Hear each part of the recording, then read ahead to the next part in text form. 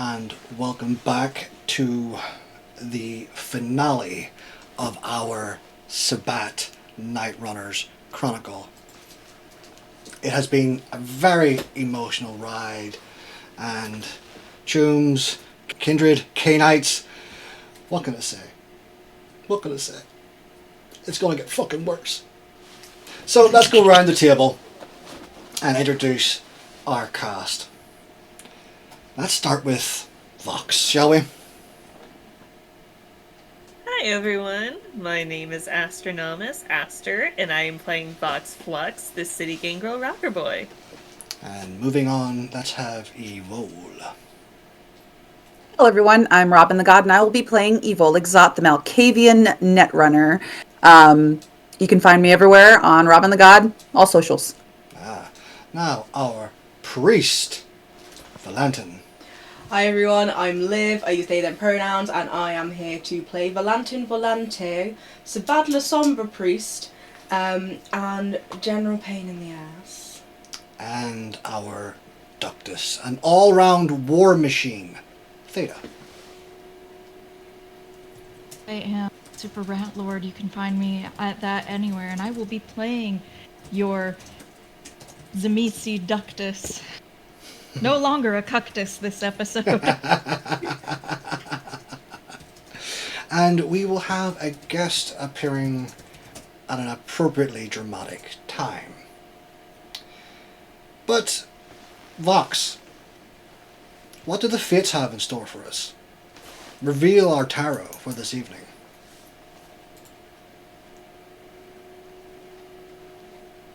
Seven of Vials. There we go. Seven of Vials. Illusion, fantasy, shallowness, and imagination. Oh. I wonder how that will come into play during our game. And as always, a warning before we start. I'd like to remind everyone that this is a show for mature audiences. It may have depictions of violence, body horror, suicide, sexual themes, power imbalances, forced actions, gaslighting, and other taboo subjects. We urge you to watch at your own discretion and take breaks if you need to, or skip parts entirely. My players have made me aware of their veils and lines, and we want a comfortable table as well as a comfortable audience. Now, one more thing. We are playing monsters. So, while it is perfectly fine to hate the character, please don't hate the player. I'm to blame for all that mischief. Because I am Mike, your storyteller. Let's start the show, Chooms.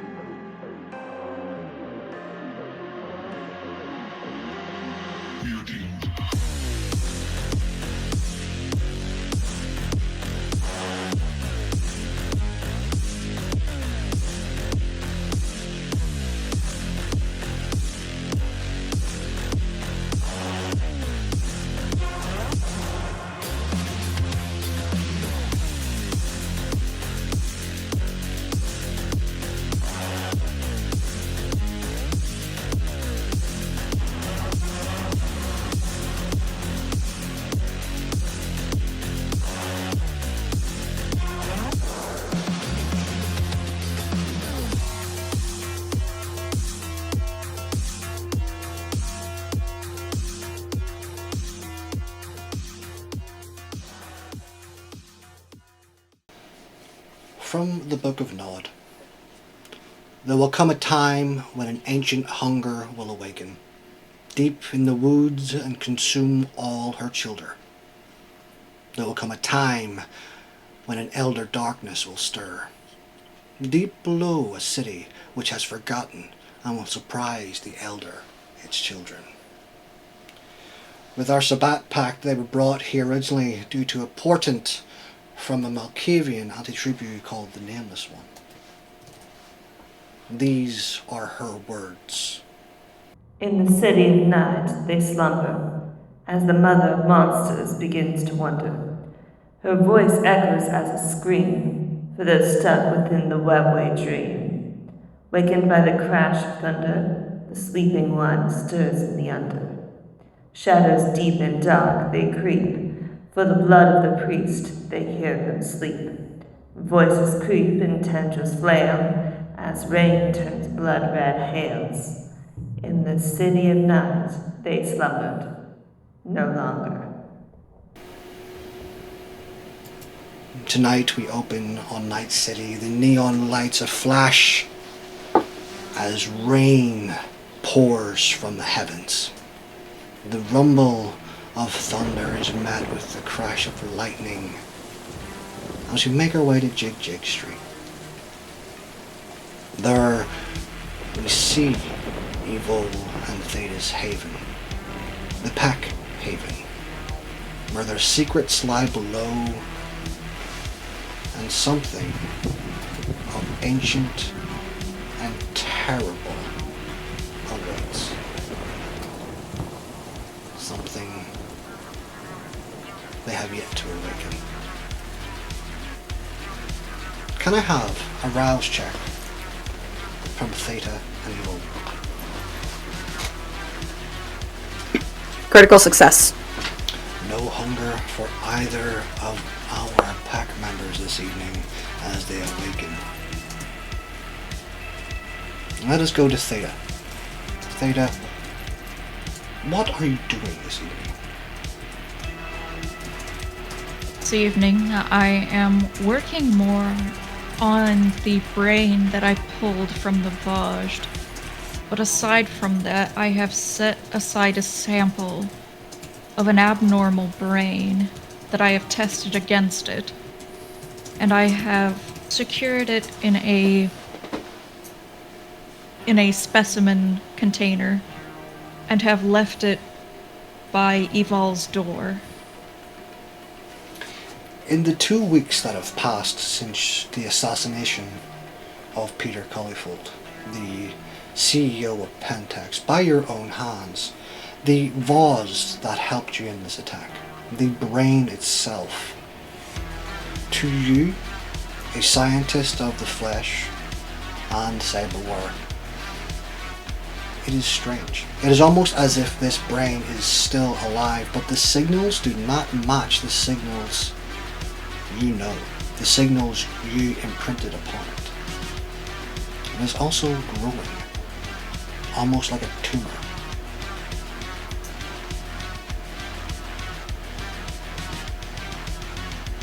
I'm going to do something that may be a bit fucking stupid. But I am going to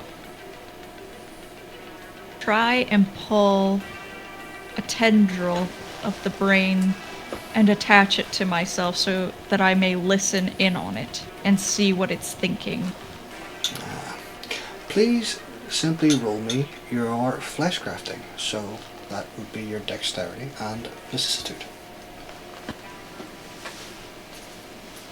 Rather a lot of dice for me.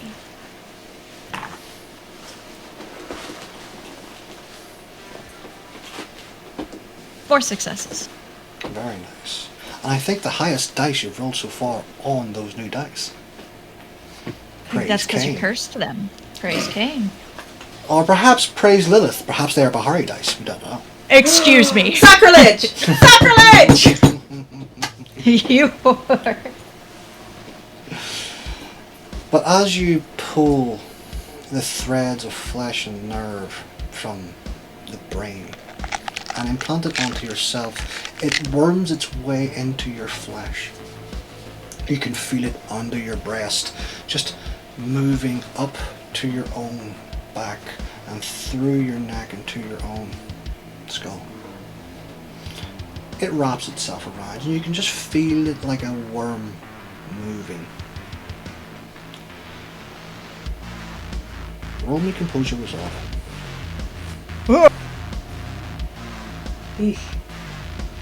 Successes. 3 successes.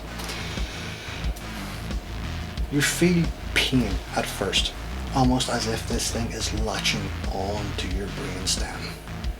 You feel almost as if small claws are hanging onto your own nerves, and your ears are pierced with the screams of agony as this thing shows you exactly what is happening to it. It is fighting with itself. It is growing. It is in pain. It wants to die. Kill me! Kill me! Please! It won't stop. He's here. Kill me! And I'm going to try to fight through the pain and scream back at it, "Who is here?" The screams grow louder, but you're able to maintain your composure. With the successes, you're able to just hold on to yourself without giving in or falling over or just deafening yourself. It hasn't gotten me. He is here. I feel him in me. Kill me, please!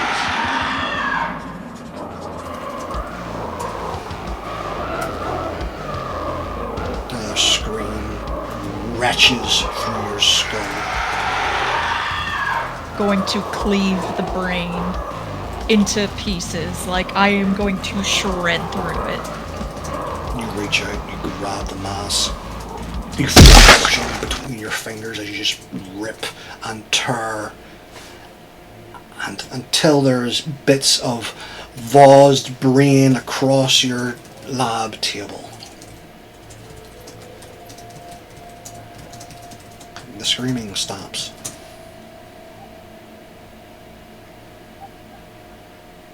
And finally, I'm going to inch the tendril out of my body and slowly pull it like a parasitic worm out of my skin. And I'm going to slowly crush it as I roll it out. I will need you to do me another flesh crafting roll, as this last remnant of the brain, whilst still screaming agony, doesn't want to leave you. Doesn't want to leave its creator. It feels protected. Perhaps that's why it's gripping on so tight. Maybe. You need to get the fuck out. It's eviction day, motherfucker.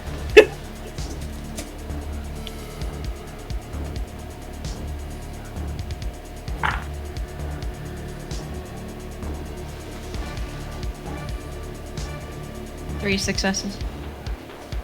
It takes a few minutes of coaxing, of pulling. It knows what will happen to it once it leaves you. But finally, through your mastery of the flesh, it wormed its way out across your shoulder, leaving a small hole in your neck, almost like a burn mark. And you're able to grab it and crush it up in your fingers.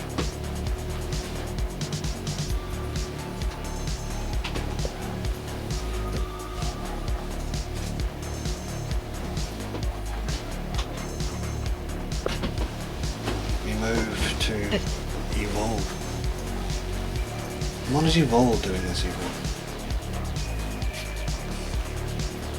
For the past week, she's been in a state where no one can get to her, talk to her. She's been too wrapped up in her own experiments. She comes bursting out of her lab, wearing giant goggles, white latex gloves covered in blood with a white latex apron. She glances down at the brain in the jar and steps over it. No, the tissue collapsed again, recalibrating the ratios. That's what I need to do. Too much vitae. No, I must strip away imperfections. And she's walking down the hall. New subjects. Perfection is near. And then she stops outside of Theta's door. And then she bangs on it. I mean, it's a cop knock. The door just opens for you since Dimios is in control of it. And you are going to see Theta surrounded by a pile of gore on her specimen desk, where she was originally testing the Vajda brain. She approaches it and swipes it like it's nothing right off the desk, places her hands on the desks and leans forward. I have it. I understand now. The Vauldery. It clouded us. Theta. It fogged us. Their blood is dragging us down into mediocrity. No more. We cannot have any more dilution. While I am happy that your experiments have brought about more clarity than my own, we are talking about a religious rite. Tell me more. Tell me exactly what you feel is dragging us down. In all the years we've been together, I haven't progressed as much as I thought I would. And I thought, what could it be? What factor? And the only thing I haven't thought about was their vitae. And I don't believe it's a sacrament. I think it's a contaminant. At this point, I don't think I can dilute my brilliance with their mediocrity anymore. Why should I ingest their failures? The failures of lesser minds. Their flaws become mine. They become ours. And I reject that poison. Have you considered We must. testing it? Do you think they would willingly give me their blood to test? Valantin would never do that. Valantin would give it to me. You would do that for me, my love. Of course. You need not even ask. Very well. I will test it.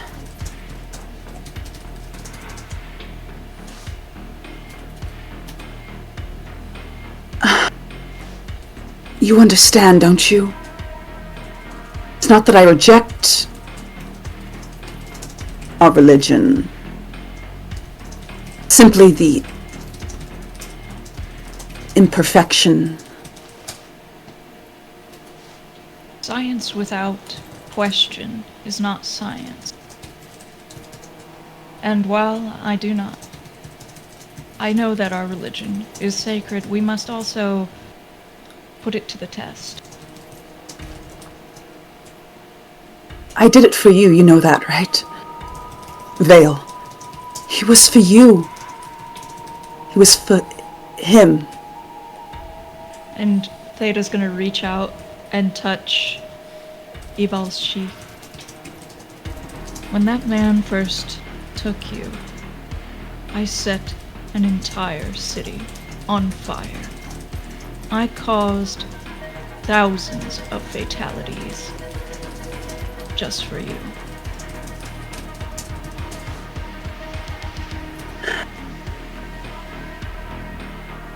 Careful. Love is a design flaw in the human condition, and one I've tried to eliminate. But I can't eliminate it all. Then don't think of it as love. Think of it as obsession. And as Theta says those words, in the lab, just over in the corner, a heart beats continuously. Boom, boom, boom, boom, boom, boom. And we move from Theta and Evil to the outside of Pulse Room. In the middle of the rain, can I have a rouse check from Vox and Valantin? Yay! Valantin does not gain a hunger. I wish I could say the same, but that's too hunger. Damn.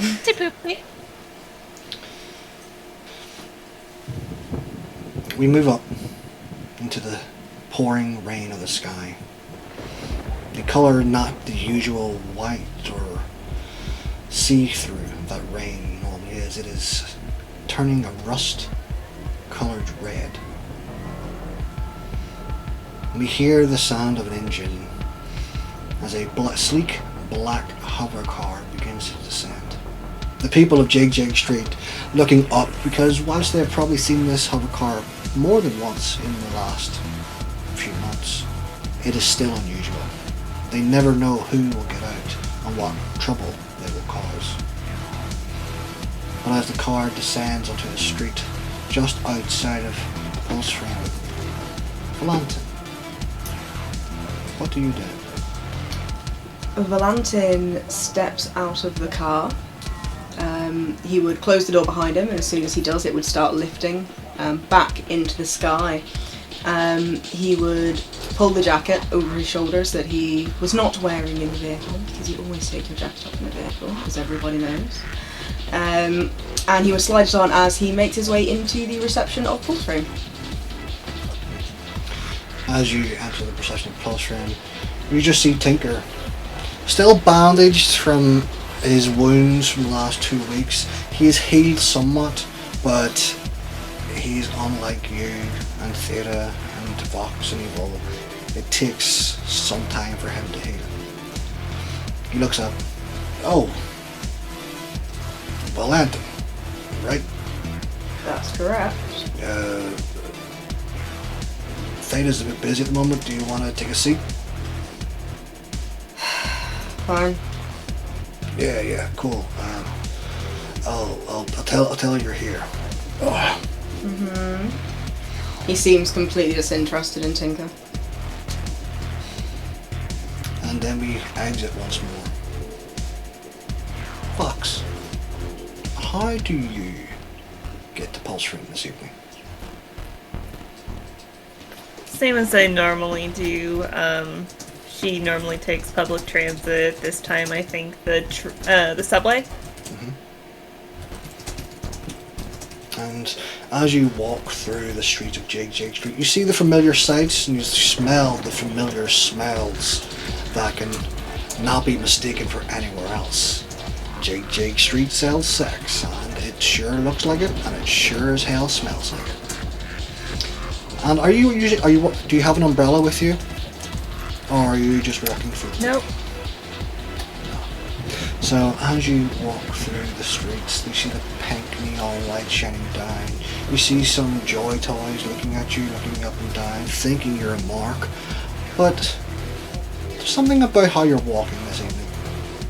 They see you, they turn the other way. And soon you hear the hover of Valantin's car take off and away into the night. Do I see him? Like, do I see him heading into Pulse Frame? You see the flutter of his coat as he walks into the door. Okay. As soon as she sees him, she is going to cross the street without any regard for what vehicles may be coming from either direction. You hear a few honks. Vehicles stop for me. I do not stop for cars. There's a few honks of cars that drive past at quick speeds, but nothing hits you. I mean, that would have been their fault and not mine. Continuing. So, Vox comes in through the sliding glass doors of Pulse Frame. Where's Valantin sitting at this exact moment? He would be sat on one of the back sofas with his agent up, and he's kind of just aimlessly scrolling through something. He doesn't even really turn his head when you walk in. Okay. Val! Hmm? She's gonna come up and over to him and be like, "Hey, how you doing?" And it almost takes him a second to resituate himself, and he kind of swipes what he was looking at out of the way. I'm fine. Fox, you're wet. Yeah, it's raining out. Did you not bring an umbrella? Nah, I like getting into the rain. Huh, you're dripping everywhere. And he kind of looks down to the floor where the pristine white floor, the little plinkets of water drops are just and making it messy and dirty. It is beginning to slowly pool around your feet.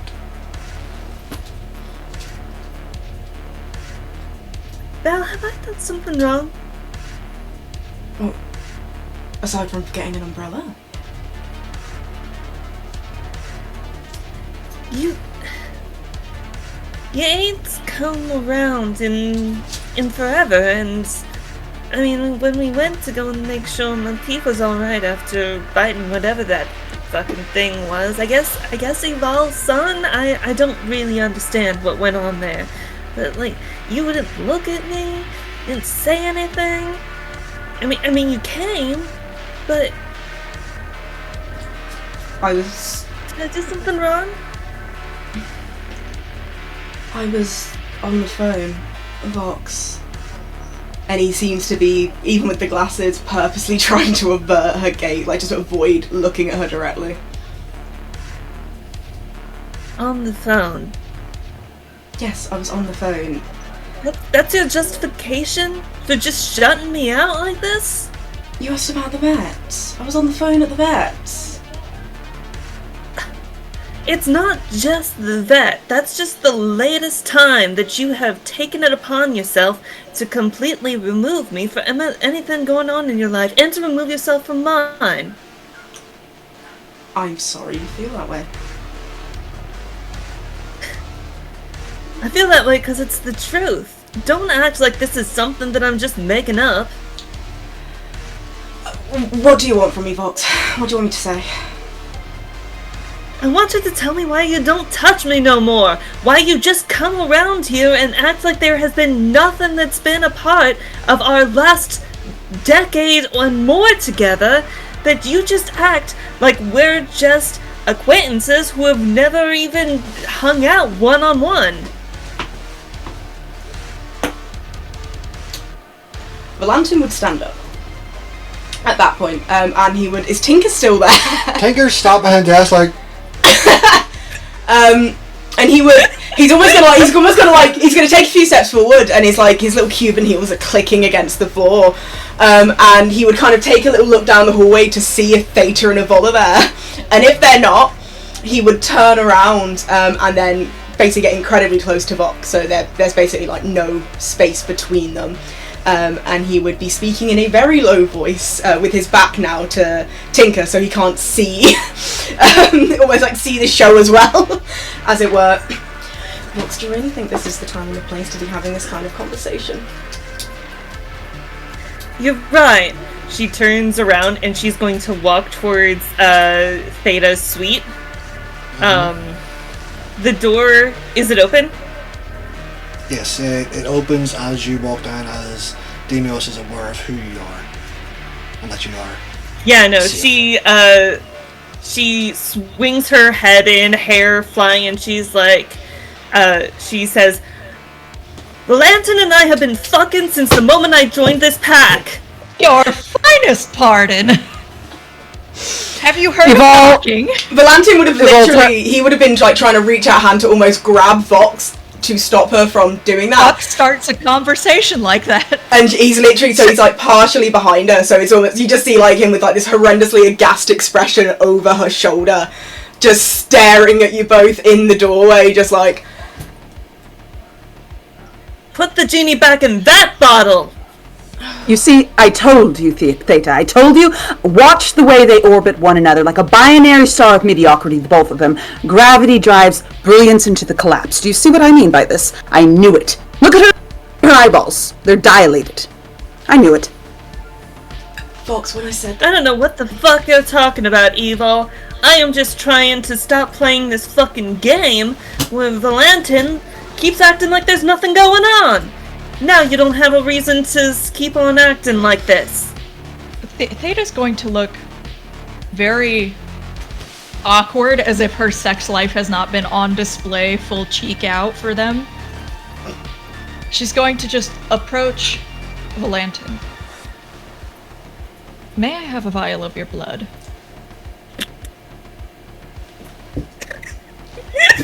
Valantin's just like, he's like in a completely different dimension. He's like, what the fuck is happening right now? He looks at Theta for a second, just completely... Sorry, what? I would rather think about the fact that I need a vial of your blood than your willy. Why I don't want to think about your tallywhacker. Please give me a vial of your blood. Valantin just He has a turns. tallywhacker? He just fully spins and just is walking back towards the door. He's off. He's just walking straight back the door he came in. Apparently not engaging with this.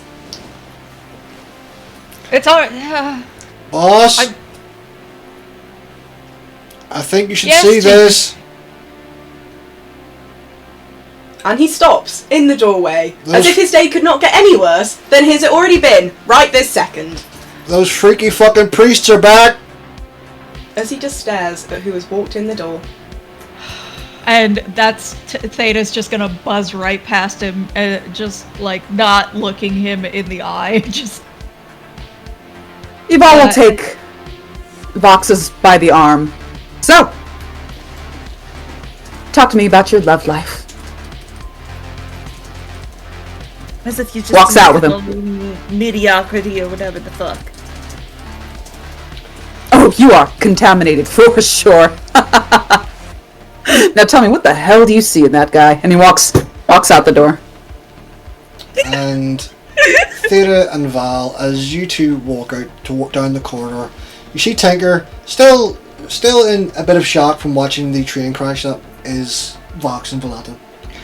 And there are 4 necro priests stood there, all in their arranged colours, making a corridor. There are sticks of incense held upwards as Ginevra walks in. You can hear her heels clacking upon the ground. Behind her quickly is following Jalan. He's got his arms crossed, he's looking around the room. You can see a bit of unease on his face. But they're not alone. Behind them, as they move out of the way, a rather tall Nosferatu comes in. And behind him he's dragging this large sledgehammer that seems to have been sharpened at the bottom to make into a stake. He lifts the sledgehammer high and slams it on the ground. It is my honor as the herald to announce His Eminence Francisco Domenico de Polona, the Sombra Cardinal of North America, Gatekeeper of the New World, Guardian of the Paths of Shadow, and Unifier of the Path and Power of Inner Life! As he says, he bows his head and moves to the side. Valantin's immediately, as soon as he saw the Nosferatu, he was bowed, head down, staring at the floor. And behind the door opens, Theta's saluting. and the Cardinal walks in. Cardinal de Polona. Greetings, my friend. Te absolvo. Te absolvo. And welcome, my brothers, sisters, and siblings in the Sabbat. Bid you Gotta say, welcome to gotta- Pulse Frame. You honor us. Excellencia. You honor us, Excellencia. Excellencia. Perfecto. And he looks over at someone else wearing sunglasses and gives a... Cardinal, could you roll me a wit's insight quickly? 4 successes. 4 successes. As you walk in, you immediately sense the tension. And it's not because of your arrival. There is something that happened just moments before that made this pack tense. Did we arrive at a bad time? Of course not, Your Eminence. Not here. There's no such thing as you arriving at a bad time. I would hope so. We have come because we heard the news. It's all over the place. Peter, the CEO. You're doing? Geneva just smiles at each of you. Only doing as Kane asks us to. Oh, that gives me tingle. Say it again, Fox.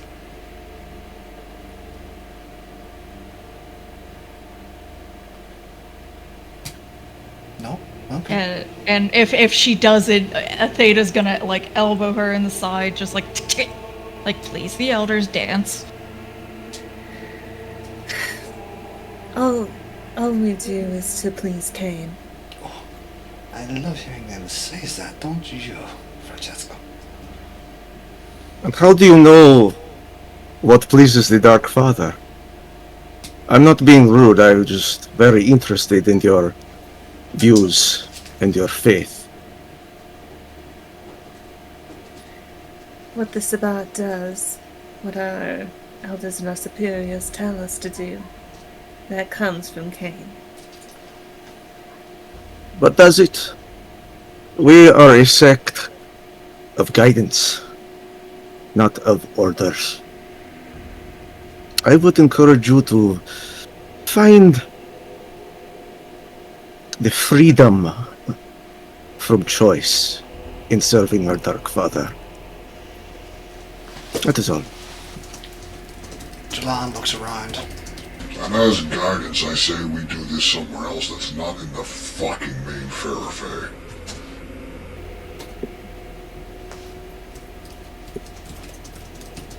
My accommodations not to your liking. The lobby. You're still open for business, I assume. No, we are shuttered for the evening. However, if you would like to follow me down to perhaps a more genial setting. And she will lead the procession of awkward downstairs into one of the prepared surgical suites that has been turned into like a meeting room for the bigwigs because it's happened more than once. As we're moving along, the Polonia will sidle up quietly to Valantin, put his hand on their shoulder and say, and whisper, "It is good to see you again, my friend." Valantin nods his head and just kind of inclines it back and says, "You have no idea how good it is to actually see you again, my friend. It has been a trying time." And there's a little paternal squeeze, and then he puts his hands back, folds them behind his back as he continues the rest of the way. Valantin goes back to looking incredibly uncomfortable. As you're all walking, the Nosferatu turns to Diplonia. Your Excellency, I will wait here for you to come. And he does a little, You all begin to walk until you're entering the suite that Theta has prepared. And Theta, would you like to describe this suite for the bigwigs? It has... The gurneys have been moved out, again, as this has happened more than once. And there are now white couches that are slightly more luxurious. There's like an egg chair in the corner, and the lighting has been dimmed to a more sultry, ambient vibe. And as we enter, she is going to look to the ceiling and say, Demios, ears off. You do not hear a reply, but you know on another level that it has happened. Theta. Sorry. Sorry, Francesco, go ahead. Just saying that Polonia will, you'll see that under his like long coat, he'll takes that off. He has a matching pair of rapier and dagger, a cup-hilted Spanish rapier that he takes off and places that on a surface as he sits down and crosses his legs. Ah, that's beautiful craftsmanship. Are those antique? You could say that they are a heirloom that has been modified for the modern age. It is a Very nice. metaphor for our sect, is it not? Yes, the evolution.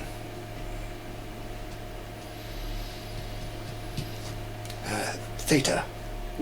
Ginevra walks over to you. Do you still have that heart I gave you? Is it safe? Yes, and would you like me to procure it?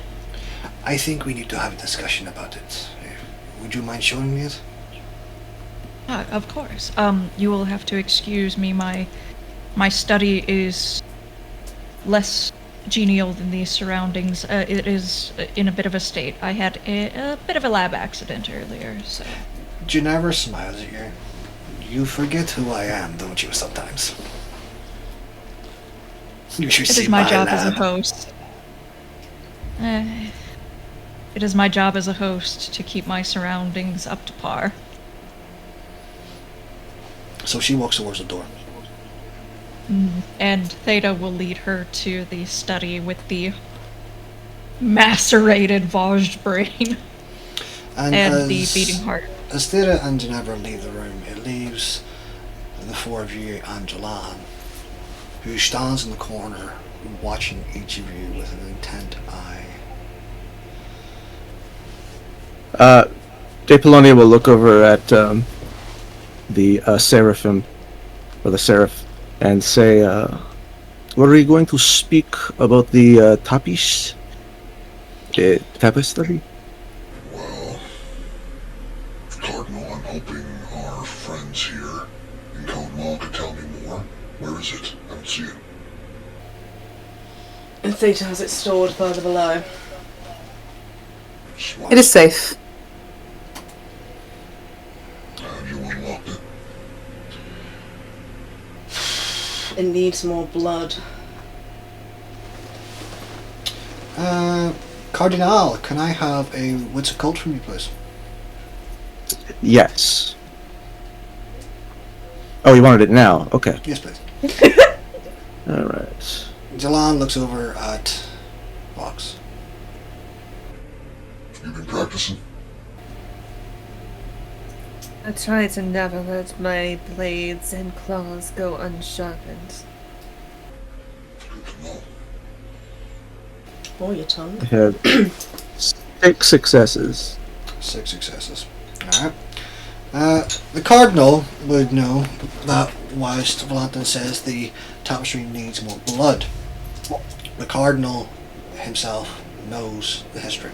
He knows that the tapestry needs 5 human sacrifices. Their Blood to is be doused fully- on the canvas, too. Exactly, yeah. Their blood to be fully doused upon the canvas.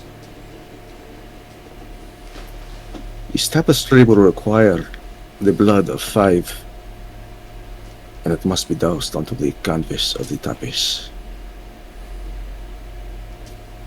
Any 5? Or is it someone particular that we need? 5 people, not 5 individuals, if that makes sense. That can be easily arranged. Does it matter the caliber? Not to my knowledge, no. Well, we could do it tonight. Now, if you need. I have a few bodies in my lab. I think it best that we do it now. Wouldn't you agree, Lord Seraph? I'd say so, but are these bodies in your lab corpses, or are they fresh? Oh, they're still alive. I wouldn't kill them just yet. Some of them are only torsos, but they're still alive. Their heart still beats. Their bodies are still warm.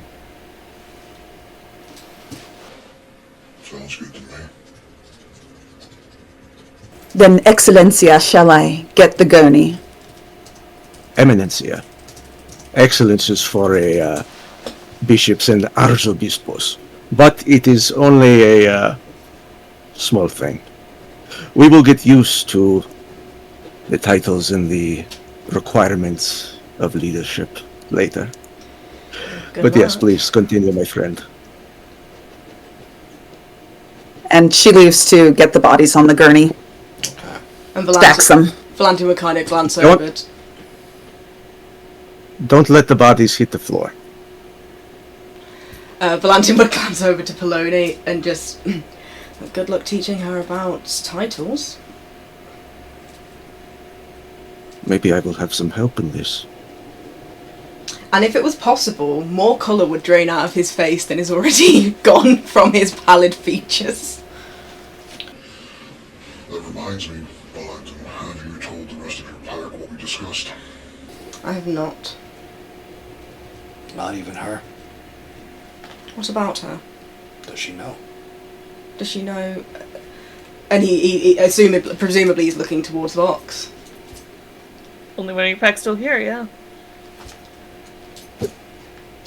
Oh, how apt. Yes, she does know. Oh, yeah, that.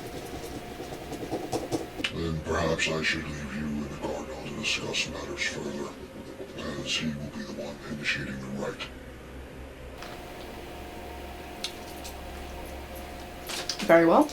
If that's what you wish.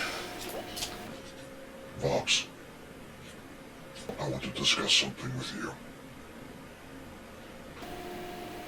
Of course. He walks towards the door. He opens it and he walks out. Honest.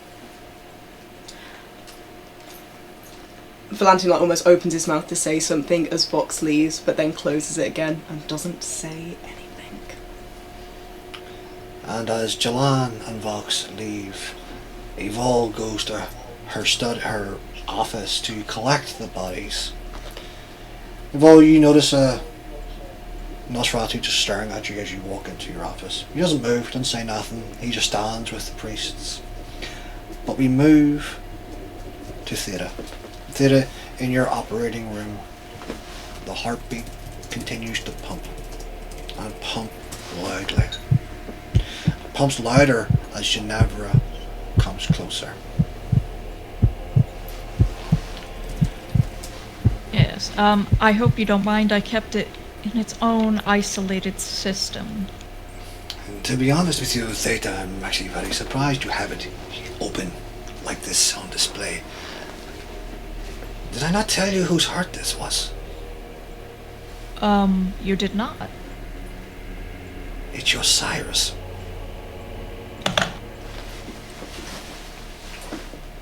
I could have sworn I told you the last time. He gave it to me decades ago for safekeeping. But I haven't a word from him, so I thought I'd give it to his next of kin. You'll... Pardon me, you'll have to forgive me, Are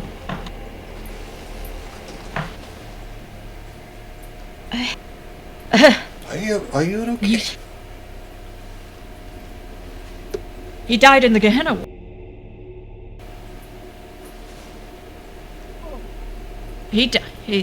No. This cannot... This isn't... This can't be his heart.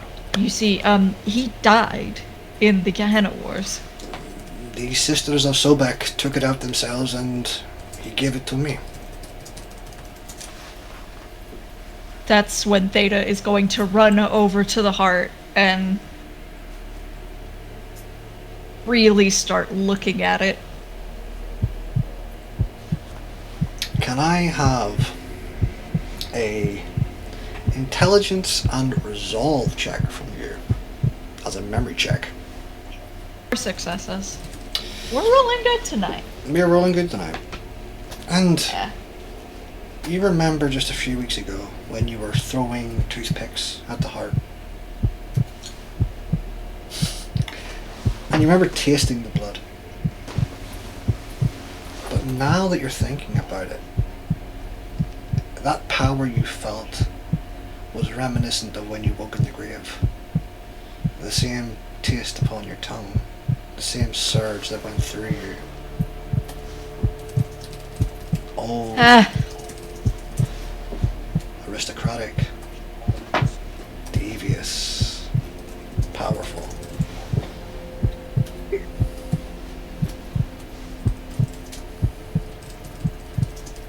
Oh, Do you need a moment? I could have sworn I told you. Did I not tell you? You didn't tell me, otherwise I would have not treated the heart in such a manner. Oh, I'm pretty sure the priest said something to you. Remember? I don't speak gibberish. Oh, I'm sorry, I forgot you don't speak the dead.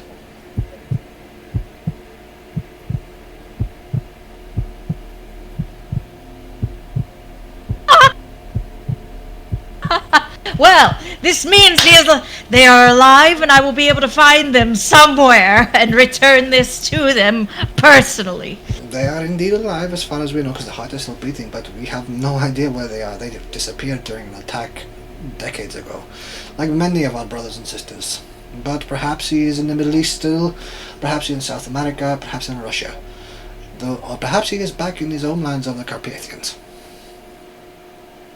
Well, it's no trouble at all. I will be finding him. I will be finding whatever gender they are presenting at this time. I will be finding them. I hope you do, but for the moment, please keep the heart safe. Don't leave it on display where anyone can pick it up and eat it. No, and she's going to start gathering up, like, the cloister it's in and, like, clutching it so closely and just stroking it. And yes, I had no hopes of him being, I had no hopes of them being alive, and you'll have to forgive my... It is forgiven. It is a shock to the system. When was the last time you saw your sire? 85, 90 years ago or something? It's a long time. Over a decade, and you'll have to be... This is excellent news to me. Well, I'm glad that someone got some excellent news this evening. As she says that, we move over to Valantin and the Cardinal. I sense tension. What has been happening between you and your pack? Nom de Dieu, what hasn't been happening? It's difficult. They are difficult. Are they useful though? Are they worth the difficulty? Yes and no, I suppose. It's hard to say. You know yourself. The longer you spend with a pack, the more you become mired in their intricacies. It becomes more complicated. Theta certainly proves her usefulness regularly. They are a strong ductus. Evolve.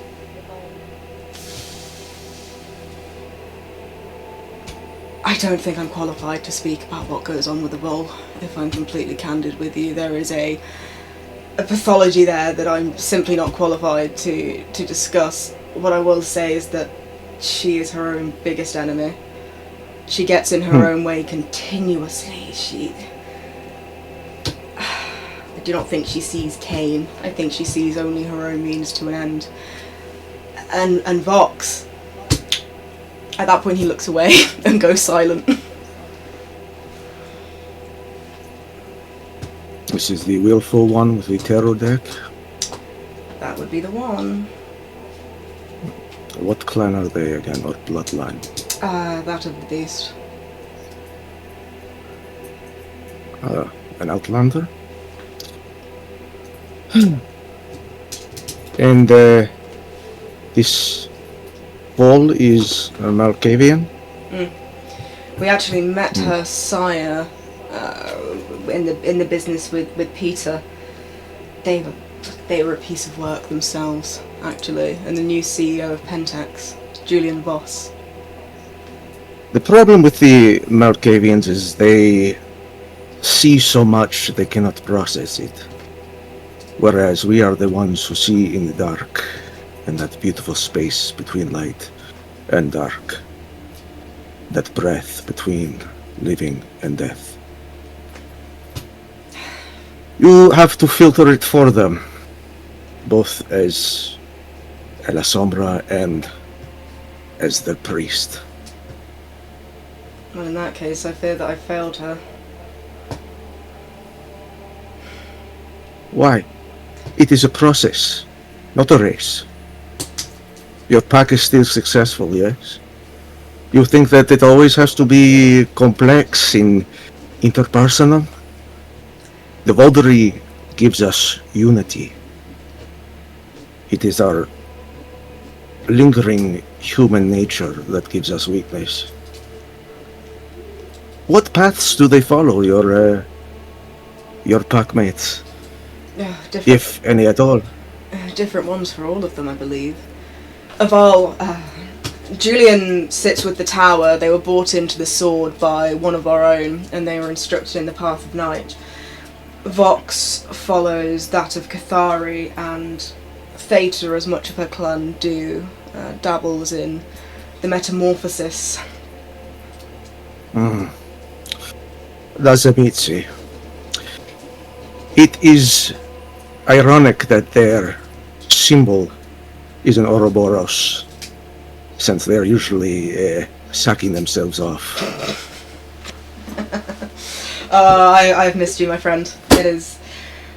Gosh, it feels like it has been months since I smiled.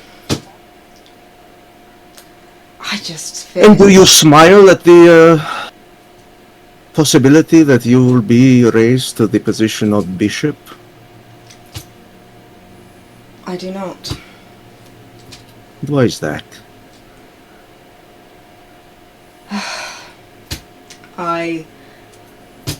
And he looks for a second just so conflicted, and it's almost like you can see the internal argument happening between, like, inside these almost like two opposing forces going back and forth about what should or shouldn't be said.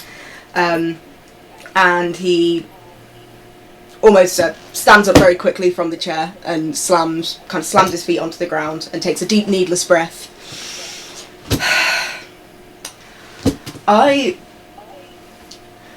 Your Eminence, may I ask for confession? Absolutely. He pulls out his he has a crucifix, but then it's modified to have the Sabbat Ankh on it as well. And he says, In nomine Patri et Filii et Spiritus Sancti, we ask, Almighty God, the God of our dark father Cain, to give us a good and honest confession. My friend, how long has it been since your last confession? 50, 60 years. And as he says that, he would sink down onto his knees and flip out his trench coat behind him and bow his head in front of the Cardinal. The Cardinal will get down on his knees too, there, and like kind of put his hand on Valantin's shoulder. It is a long time to commit many a sin. What sins weigh heavily on your mind? I fear that I have fallen from the path that my elm has set for me, and that I have shamed his legacy, and I fear that I have failed my pack, and I fear that in return the Dark Father has abandoned me. And as they speak of this ascension to Bishop, all I can think is that I am not worthy, and that Cain has not chosen me, and this is a falsity, and that everyone can see straight through me. Then you are guilty of pride. You are guilty because you think that you are so important, so lofty, that you cannot have failure. Is not failure the greatest teacher, my son? Do we not all have the crisis of faith? Should not fail. No one else sees you fail. It is not failure if it is a step back, if it is not defeat, if it is a tactical retreat. You see, how best can we guide the rest of our sect if we do not know the dangers that befall them personally? The danger of losing the path and the guidance of the Dark Father. And especially because of our clan. We wander in shadow, and there are times where we cannot see where we are going, but yet we still press on, because it is our duty. It is our honor. It is our faith. And in the Code of Milan, the 3 towers: honor, duty, courage. It is not courage if you have no fear, if you have no doubt, because you continue because you know what is there. You, like I, are conquistadors. And right now, you will conquer your doubt for your friends, for your pack, for your clan, for your sect, and for the Dark Father. Alabado sea el Padre Oscuro, blessed are he. You need to know that you are the future. I am the past, but I cannot. Nay, it is very difficult for me to go into the new abyss, this cyberspace. But between you and me, I believe that this cyberspace is where the voice of the Dark Father is, where echoes of him can be, where echoes of our enemies, the 3rd generation, where echoes of our clan founder can also be there. That shadowed one, may he rot in hell. But the abyss is not just shadow. The abyss is now cyber shadow. And I can think of someone no better to guide us to this new frontier than the Cainite I see before me. It will not be easy. It will not be enjoyable at times, but it will be what you are made for. For the sin of pride, I give you the most difficult of punishments. I command you to accept yourself.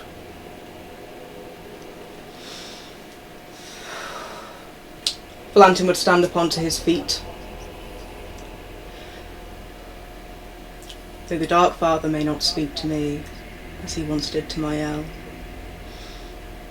you speak his words, and I have faith in your recounting of those words fully.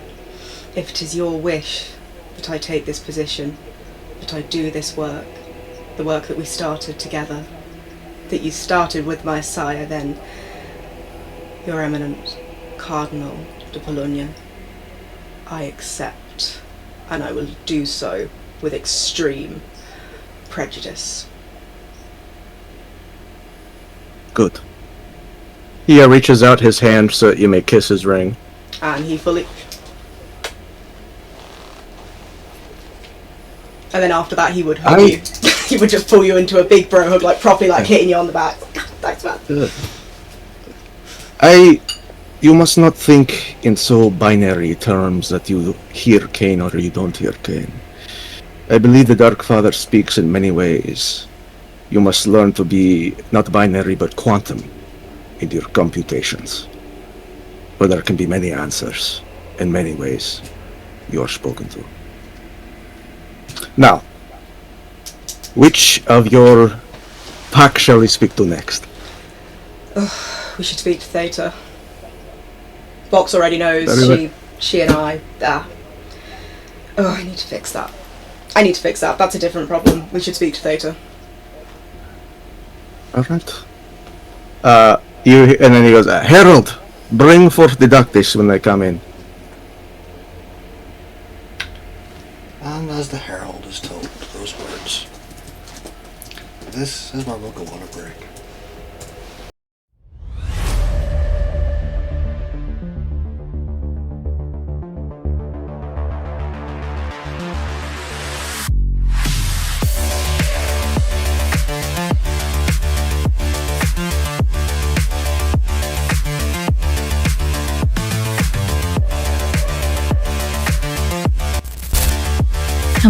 BLUESKY Nights. Dr. Thetanos here with a message beamed directly into your cyberware.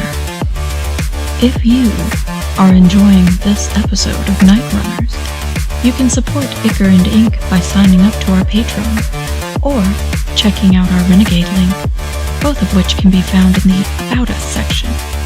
Big spenders get a modest discount on their next visit to Pulse Frame, as long as they behave. It might even be painless.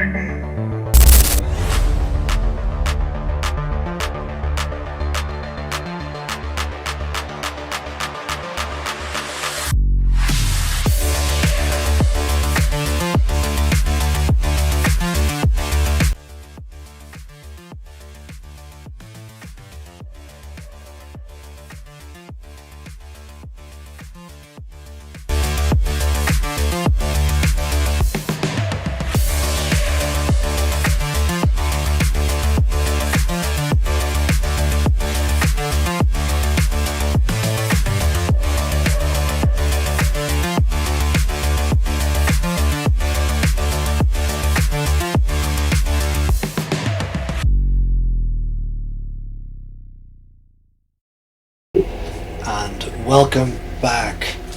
We are going to jump straight into it because the Cardinal is threatening me with an AK-47. I'm showing off my stuff. Nice. We enter the hallway as Jalan takes Vox away from the room that Valantin and Polonia are sat in. He walks down the hallway until finally he reaches the end. He turns his arms crossed over his chest. You think you're ready?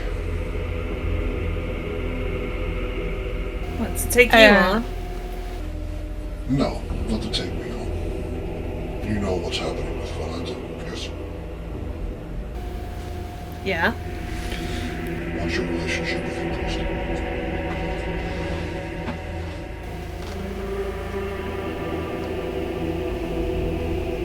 I mean, I thought it was something different than what it was, but I guess we're just pack mates. Pretend I'm dumb for 5 seconds. What do you mean?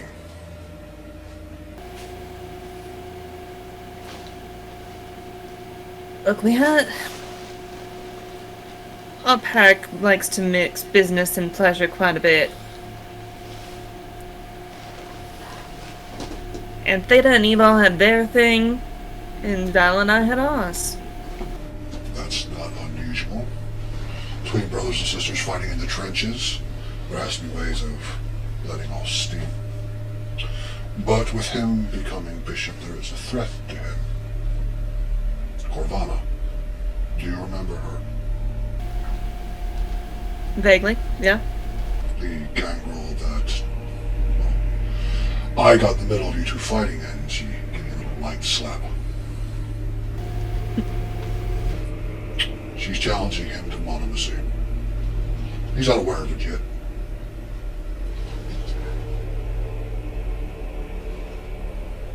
But he has a right to choose a champion. I think it should be you.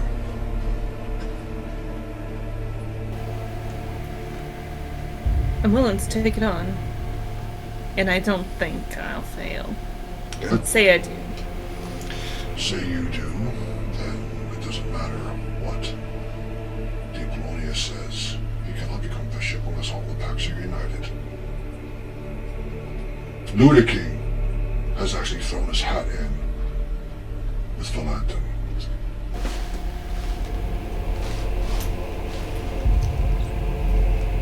The only one? Well, there are only 3 of you in the city. The rest of the horns are waiting in LA and San Francisco.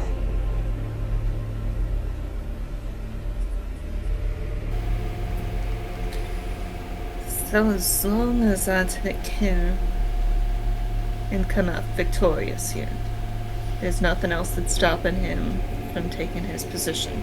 True. But he will need a bodyguard. And I have no problem doing that. Are you sure? Do you know means his life will become your life. I don't know, I guess you'll have to ask him if he's okay with it, because he seems to want nothing to do with me at the moment.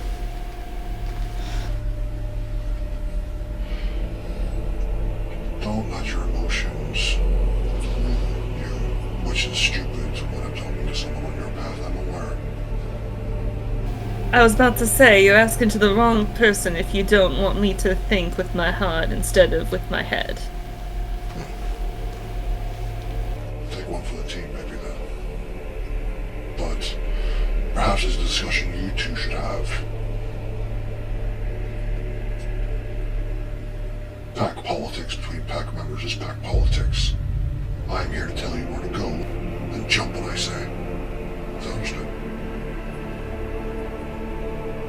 Yes, sir. How high do I jump, sir? 3 foot. She does a little hop. Doesn't go the entire 3 foot, but just to prove a point. I am serious though, Corvana is a deadly enemy. She has proven herself on more than one battlefield.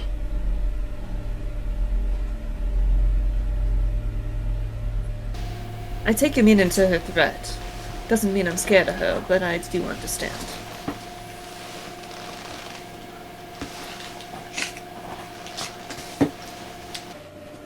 Well, the only reason I'm telling you this, and not letting her walk in here and declare it, and giving you a head start, is because you had the balls to hit me. I approve of that. And you didn't hold back either. So, I don't much like pulling my punches. nor shoot you. So when this shit is sorted, I will find you, and we will play a game. I will hunt you, you will survive. Think of it as training with extra steps.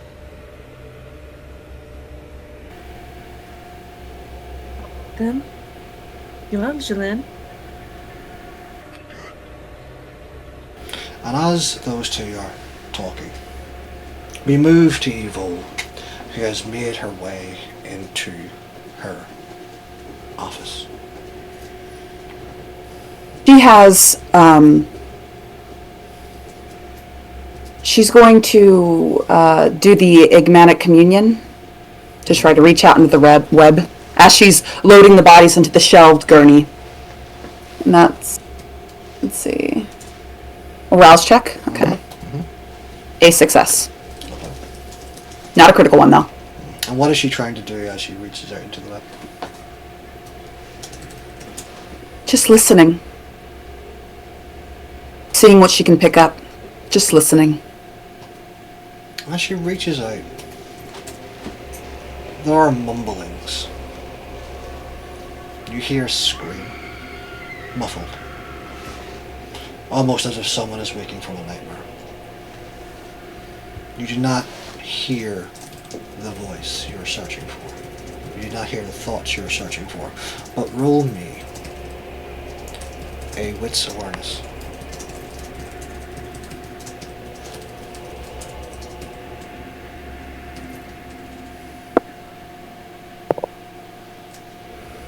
Hmm. 3 successes, 2 failures. As you are loading the bodies and listening, you can begin to smell it at first. That smell of sea salt lingering on the air. It slowly begins to encompass the entire room. And then you feel it. A hand upon your shoulder. A wet touch. As you put your hand to feel if it's there, you feel flesh. Weeper told me you were looking for me. She turns around and sees Lucius. He is stood there, all 6'8" of him. His long hair almost looking drenched as if he had been standing in the rain for a long time. But you know that is just how his hair is. He's wearing a dark jacket. black trousers and boots. He reaches out and puts his hand against your face. Why were you calling me? You know it's dangerous. I know. The only La Sombra I am pleased to see today. Yes, I can. The Cardinal. I can smell him. The scent of incense. He's here. I know. I met with Julian.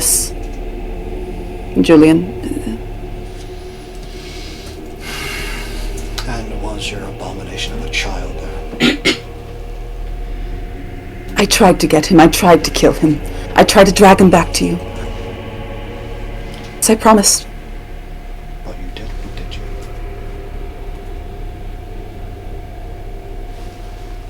Another failure. Another failure. And he reaches out and he smacks you across the face. Yes.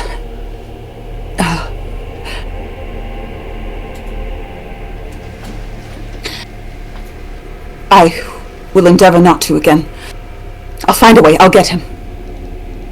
I would hope so, because you cannot complete your path until you have ridden yourself of that repugnance. I am planning to integrate myself back into the fold in order to get him. Julius wants me back. Vale craves me.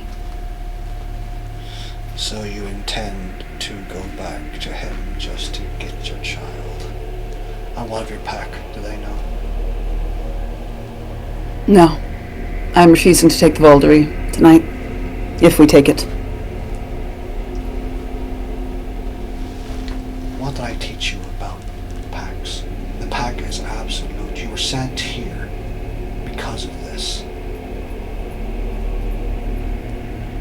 If you refuse the Voldery, the Cardinal will kill you.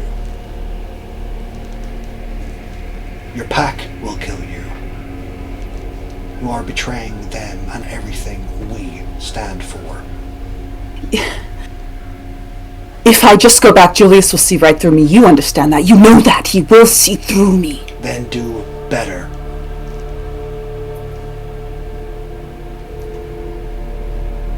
I'll find a way. You are perfect the way you are, evil. However, you keep getting caught up in machinations of your own insanity. It's not insanity. You don't understand. I have watched my brothers and sisters die in the last 65 years since you left us. It is me, Weeper, and Kiris. We are all that is left because your husband hunted us down one by one. If you go back to him, you betray everything we stood for. You and the others, they are my true pack, not... Fine. You're right. I concede. There. Are you lying to him? Oh yeah. Roll me your manipulation and roll me your composure subterfuge. 4 failures, 1 success.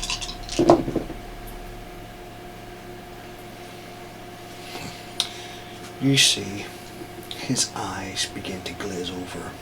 They go black, and his arm reaches out and grips you by the throat and picks you off the ground until you are face to face with him. You can feel the skin under your neck begin to burn as the skin begins to rot. And he throws you. Can I get a wits awareness from everybody as Evol is thrown from one side of the room into a glass case, the glass shattering as Evol takes 2 levels of aggravated damage on her throat. Very good. Ooh. So that's 4 successes. Because I got 2 10s. Okay. Evil, as you crash in, you fall to the ground, glass shattering everywhere, and Lucius is just looking down at you. You can see the shadows around him begin to erupt as his beast begins to take over. You fucking failure. Your pack is the only thing you should care for. And as he says those words, you, Vox, are in the middle of talking to Jlan. You are distracted by the thoughts and process of what is going on. Sorry, Cardinal, what did you get? 2 successes. Valantin and Diplona, you two are too deep in conversation. However, as you are cradling this heart, Theta, you hear the smashing of glass from down the hallway. You know exactly where it is. You know it's Evil's office.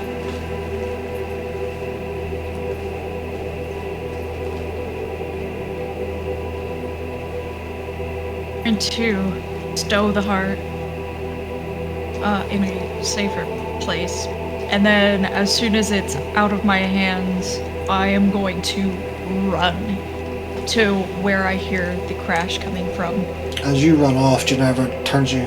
What are you going? And she begins to follow, her heels clicking. As you run down the hallway, you see a Nosferatu stand in front of you. The Excellency wishes to have a word with you. I have run past the Nosferatu. What are you? His Excellency would not be pleased. As you run to the office, the door automatically opens as you enter. Ginevra is hot behind your heels, and you two both see this man standing at 6'8", looking down at Evil. He looks up at the two of you. Theta. Remove yourself.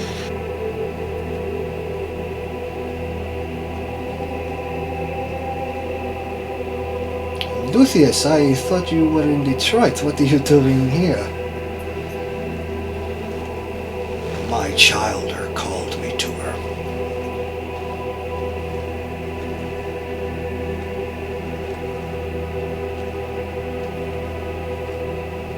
Remember what I said, Evil. I will. Good girl. And as he says that, he begins to slowly sink into the shadow of Evil until he is out of sight. The room begins to light up slightly. The smell of salt in the air dissipates. Theta's going to very softly lean down and offer a hand to Eval. And as she does, just, when are you going to rid yourself of these emotionally volatile men? Is it the habit of hers? It's starting to become an addiction, I'm afraid. What was he doing here?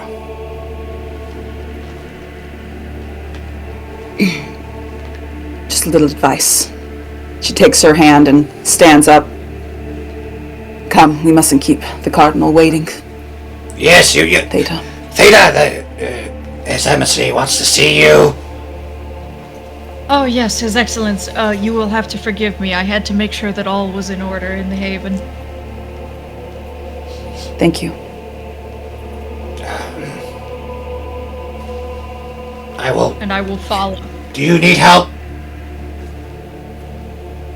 Of course not. And she's continuing to load up the gurneys and strap all of the wiggling bodies down. Let the conversations happen first before you start bringing in bodies. It's unsanitary.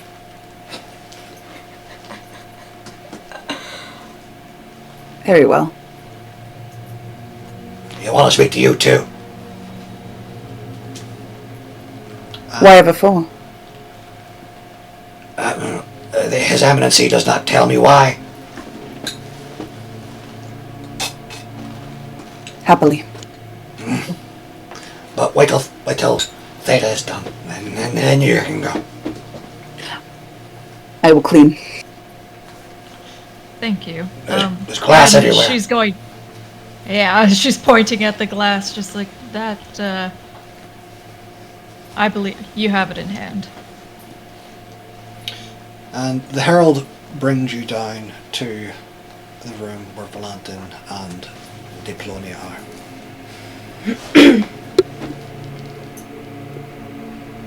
Welcome, Doctor and Doctis. Please, have a seat. Your Eminence. And she is going to kiss the ring on his finger. Ah, yes. We can dispense with such pleasantries, please. Ah, Be at rest and sit. I thought the pleasantries were what your clan was all about. It is what the sect is about. There is order amongst this chaos. Now, what has been your opinion of how your clan is performed in the most recent tumult? Oh, my clan? Your pack. My pack has performed admirably, although we would be more successful if we weren't just as likely to stab each other in the eye.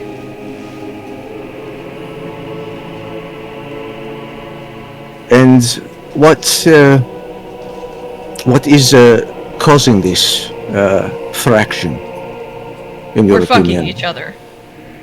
Ah, yes. The pleasures of the flesh. But you are here not just to enjoy your own life. You are here to stop the antediluvians, are you not? And to that end, we have been more successful since our reactivation. So, in your opinion, what measures would you take as Doctis to assuage these carnal interactions that get in the way of your true endeavor?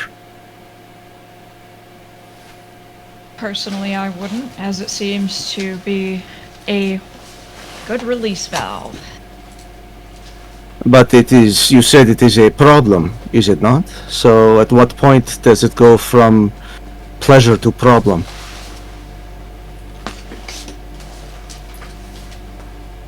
Possibly when the gangrel bursts in and that's the first point of conversation. I think perhaps, Your Eminence, I apologise to interrupt, but I think perhaps this conversation would be better placed if I were not here. And he would... No. You are the spiritual leader of this pack, are you not? I am. Then I am speaking to the two guides of this pack. And as such, if you're not used to working together, then it is something you'll need to develop the skill for. I think it is mostly the fact that... And then she's going to turn to Valantin and just be like, you need to talk to Vox. In some capacity. I know that you are not the lovey, touchy-feely person, but it's becoming an issue. I would hesitate to say that's not actually the real problem. Okay, I will hold up my hands here. I can appreciate that I have mismanaged the relationship that I have with Vox, and that is my own doing and my own fault, and I will resolve those issues. However, I don't believe that's what actually leads to the strife within this pack, Theta. Since the reactivation, you know, previously we existed with each other in a different way, and since the reactivation there has been antagonism from varying groups that has led to conflict that has gotten in the way of us not only completing our goals, but also, I believe, in the faith of this pack, in our true purpose and the purpose of that of the Dark Father. I appreciate Evol has her own idiosyncrasies, let's say. It became very clear at our last outing that there is far more to that than either of us are likely to ever truly understand. But she must be committed to this pack and not tethered elsewhere. Then I believe that the issue here is one of unity. Communication. And communication, which is what you're doing right now. And that is very good. You see, there will be a greater reward and yet greater responsibility for this pack, as you will be the pack of a bishop. And while the bishop has certain freedoms, which is ironic in a sect based on freedom, there's also much more responsibility. You cannot be seen to show favoritism. You need to be the ear of those below you, because the Code of Balan says that you are able to gain an audience with your immediate superior. Some would say that the immediate superior would be any true Sabbat to a bishop. I interpret it as that Valantin as bishop will be the ear to every priest and doctus in the area. So, Valantin does have the other responsibility and honor of naming Templars, those who work in his name, those who are his soldiers. You're going to say something, Doctor? Theta, this is the first you've heard of Valantin. Oh, she's gonna look over at Valantin and just be like, pardon, you'll... I back you. I do. This is the first I'm hearing that you are in consideration for Bishop. Jalan...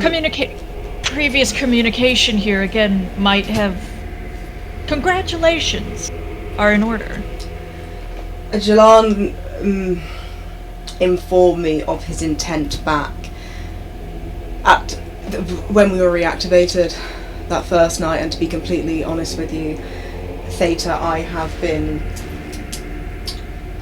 wrestling with his decision, and as such I have not felt it prudent to share with the rest of the pack whilst I was still so untethered in my own design. I can see now that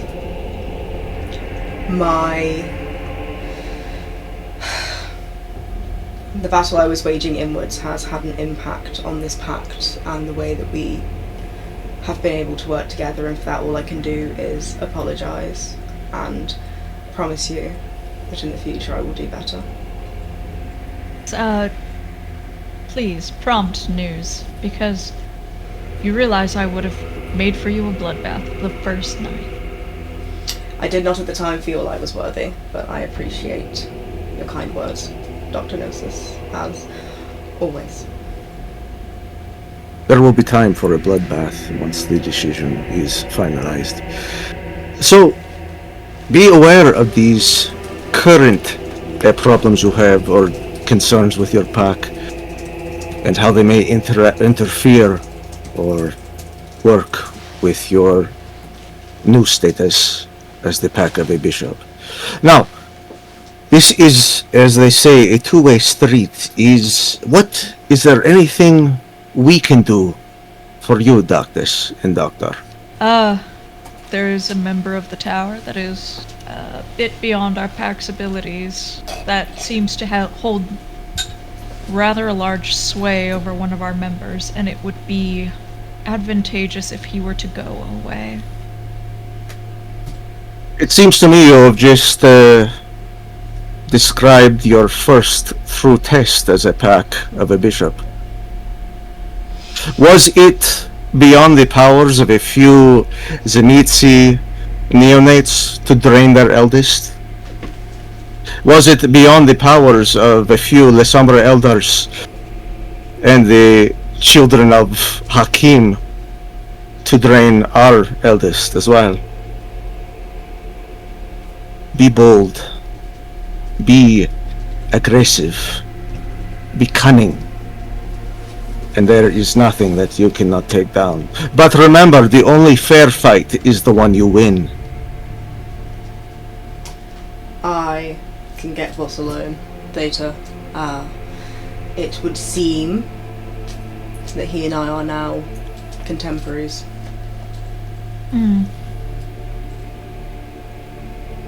Well, then we can solve that issue ourselves.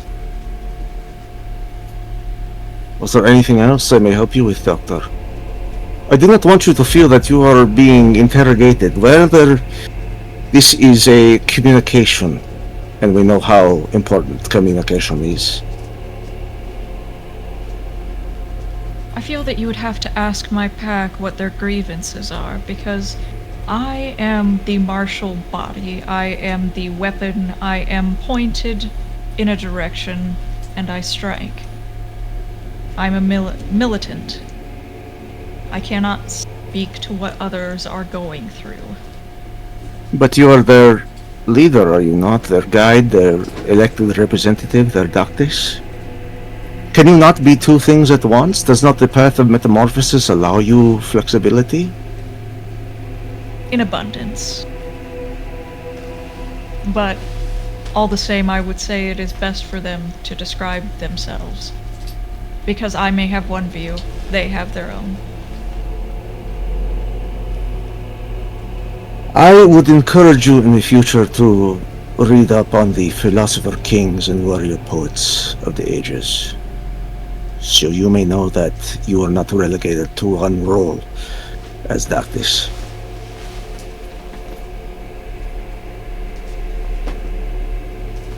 I will take that into consideration and see if I can find that anywhere in the web. I believe that you can, and I look forward to seeing your continued metamorphosis into this. Thank you, Doctus and Doctor. I hope I have given you the questions and answers that you require. And that I have given you the proper respect. As I said, it is a two-way street, and we are not here to just command. We are here to guide, to listen. Which is what you should continue to do, guide and listen to your pack. Your Eminence, should I bring the other two now as well? Yes, please. Would you like to stay, Doctus, or would you like to take the air? I know it is a lot that we have spoken of. Oh no, I feel that I should be here when the rest of my pack talks. As you said, I need to be better at listening. Very good. Yes, Harold, you may bring in the next, or bring the next two in. The Herald walks out of the room, bowing his head. And quickly, Evil, you are the first to see him. He knows exactly where you are. And as you're sweeping the glass, Your Eminence, His Eminence, we'll see you now. The bodies are ready. And she takes it and wheels them out of the lab. You gonna leave them in the hallway?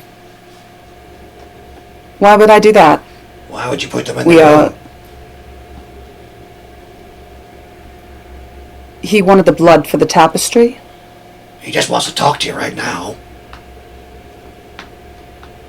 Then I will leave them here.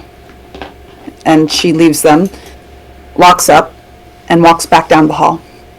As you walk, the Herald walks with you, dragging his sledgehammer along the ground. You hear the cracking of the sledgehammer head against the nice smooth floor, scraping ever so slightly. And he makes his Would you way like a strap? I don't really get much use of it, so not really. Lead on. He's in there. I gotta get the Vox one. And he walks past you down the hallway. He saw where Vox and Jalan were headed. She enters the room and folds her arms about herself, waiting. Welcome, cousin. Please, come in. And he holds out his hand with the ring. And she leans down, keeps eye contact, and kisses it. Please have a seat, if you will. She does so. And as Evol sits down, you see the Herald walking towards you. Vox, His Eminence would like to talk to you. To me? Yeah. Alright then. Talk to you later, Julian. He just nods his head. Turns and follows the Herald. Jalan walks down behind you as the Herald follows you towards the room. But instead of going into the room, him and Ginevra are both stood outside the room, just waiting, and they begin to talk to each other. The Herald walks off down towards where the necro priests are and where the bodies are. And as you walk in, you see Theta, Valantin, Evil, and Diplonia. Ah, yes. Welcome. And he holds out his hand to for you to kiss the ring. Of course she does, and it's very, over-exaggerated, like the performer she is. She don't leave a lipstick stain? Oh, of course she does. Oh, yeah. Yeah. Don't worry, it's stainless. Please, have a seat. Shits? Now, I've been speaking to your doctors and your priest about the future, but also about how the present can affect the future, and that there is still tension betwixt you all. In fact, I could sense it the moment I met you. And where do you think that the tension comes from, my sisters and friends? Do you seek the unvarnished marrow of my thoughts? To speak Yes. freely without censure? Please, unmitigated. This is not an interrogation. This is a grievance hearing and also guidance from a mentor.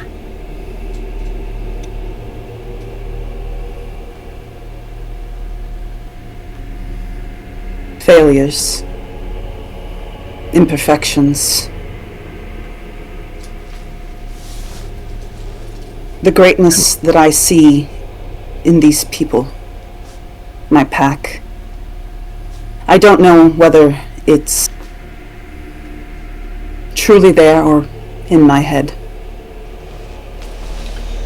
As Yvonne is speaking, and she's moving her head, you can all see the flesh under her throat has darkened slightly, almost as if it's decaying. Evil, darling, I wonder if you could tell me what happened here.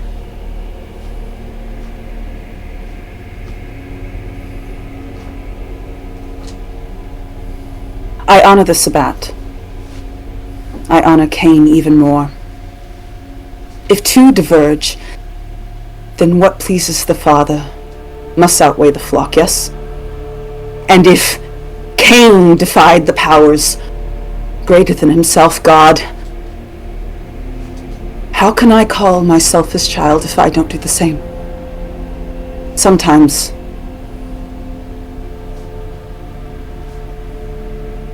we must challenge those around us. What are you getting at, Evil?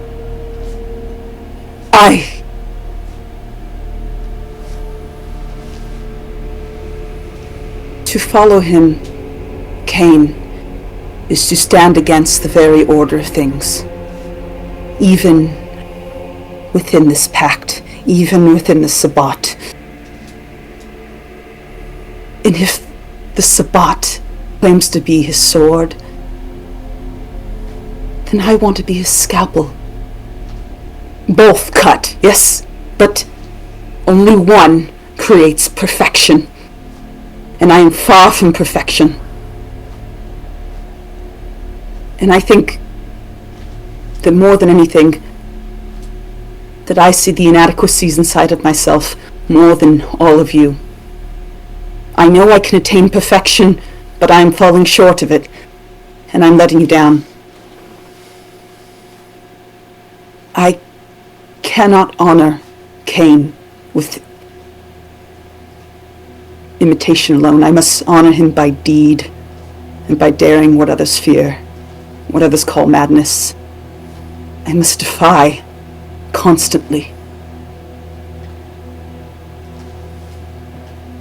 Do you walk the path of Cain? Then, if you say you must emulate our Dark Father? I was taught at the feet of La Sombra, to the path of night.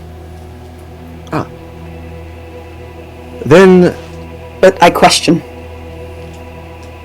Then is this the proper path for you? I feel that there's some inconsistency with what you want and with what you are trying to follow.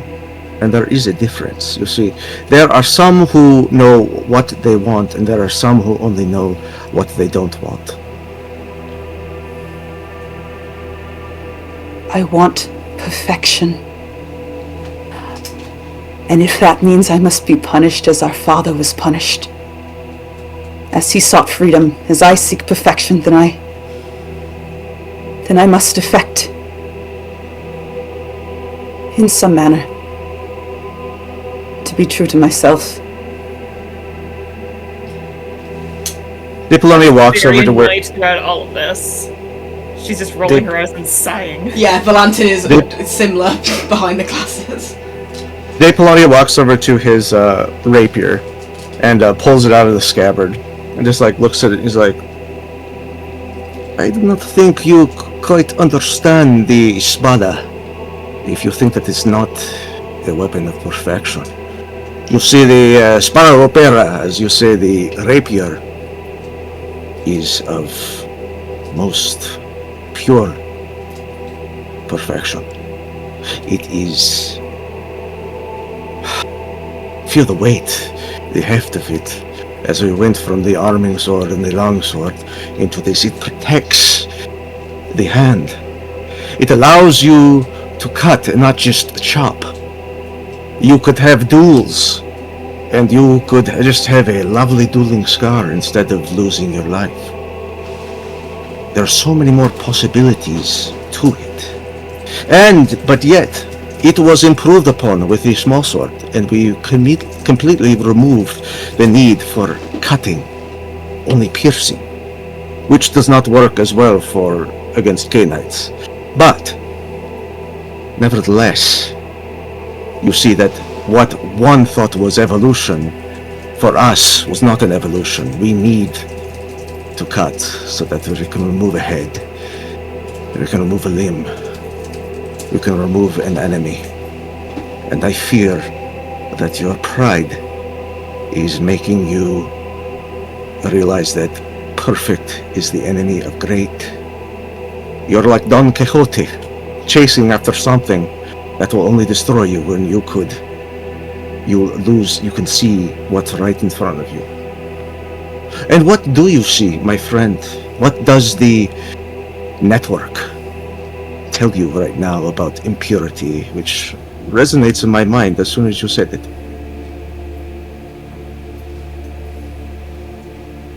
There's no sense in it. And if I tried to dissect it, you couldn't understand. No one could.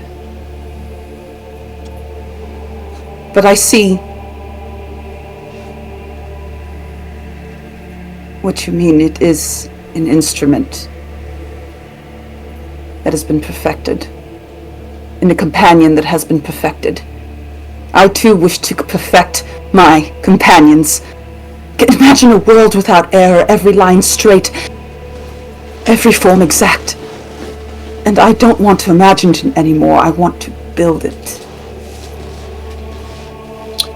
But are you not allowing the Dark Father, or even barely his Lord, in allowing imperfection? One can look at the Venus de Milo and see that she is broken, but yet she is still a work of art. One can look at that the pearl comes from an imperfection in a clam. I think that you, once again, only see what you want to see. You do not see the greater scope of things. This is not an admonishment, merely guidance for you in the future. Now tell me again about impurity, for I believe we have skipped that subject. What is impure? This sect? Our faith? Your faith? As a nihilist on the path of night?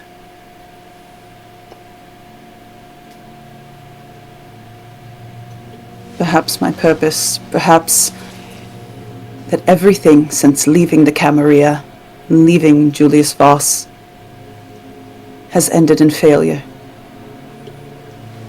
That name, that was the one you mentioned to me, Doctus, was it not? He is the CEO of Pentex, my husband.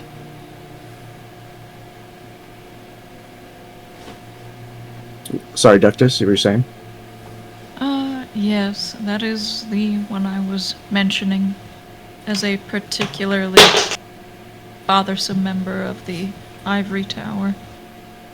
And why do you let a member of the Ivory Tower, a slave of the antediluvians, to vex you such? He is not truly Camarilla. He is his own. Ah, an independent then.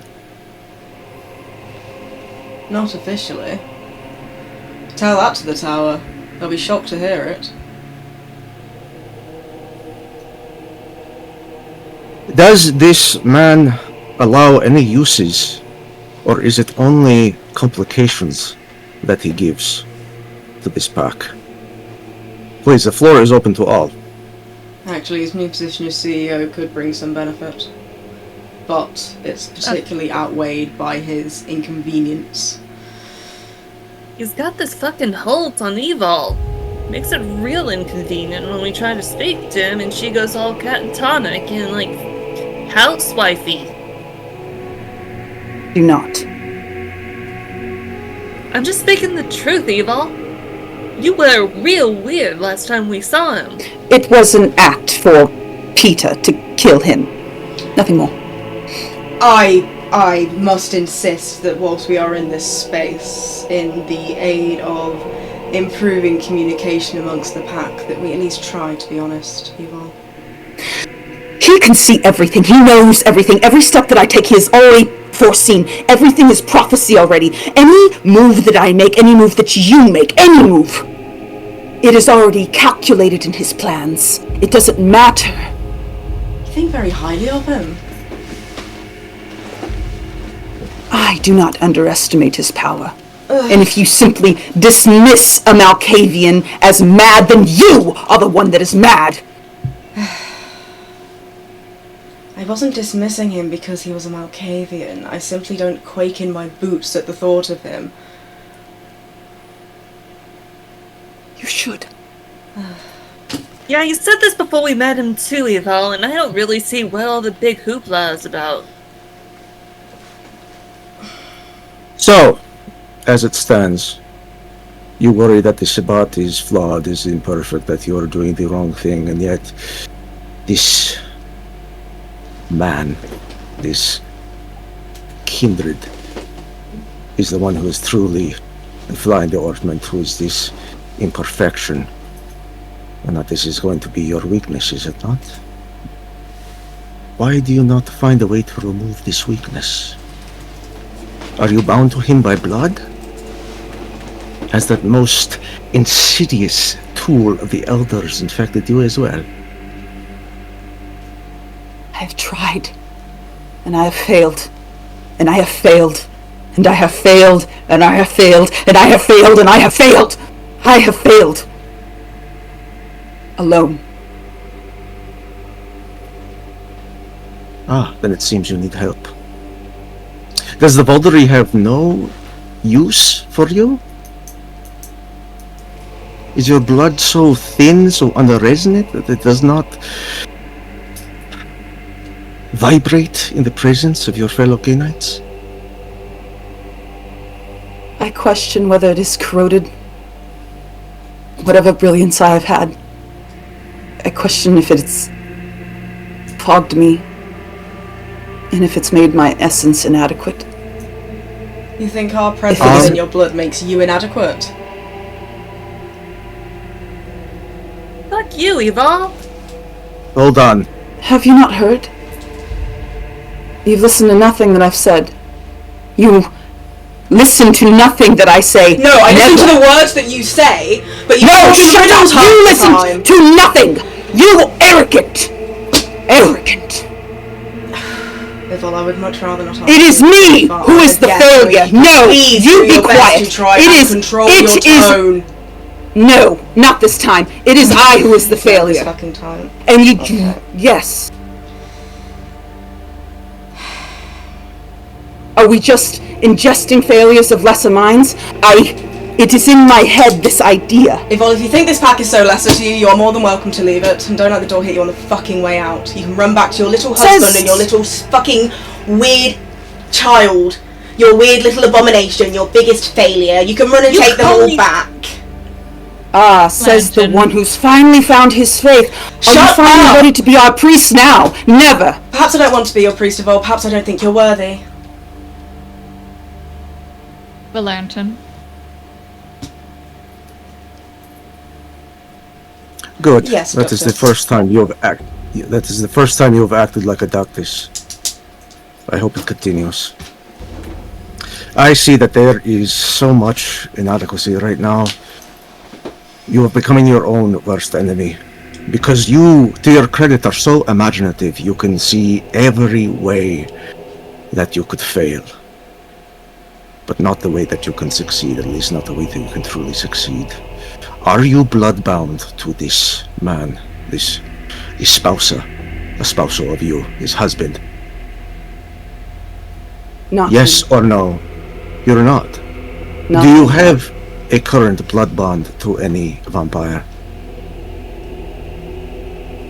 Not with a vampire. With an abomination of my own making. And can this abomination be used to help you achieve your path with Cain, achieve your glory to the Dark Father, your service, your duty, your honor?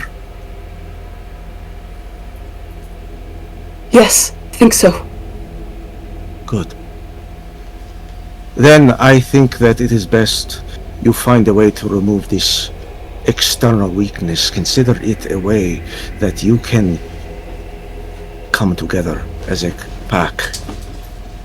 And turn this CEO to the Sabbat or make him your complete and total servant. Because if he is not fit to see the glory of Cain, then he can at least be our dog of war. I can do that. You will do that. Not because I command it, because I know it is what you truly need to achieve who you truly are. Right now, you are still living as a shadow of what you could be. Yes, Thank you're you. right.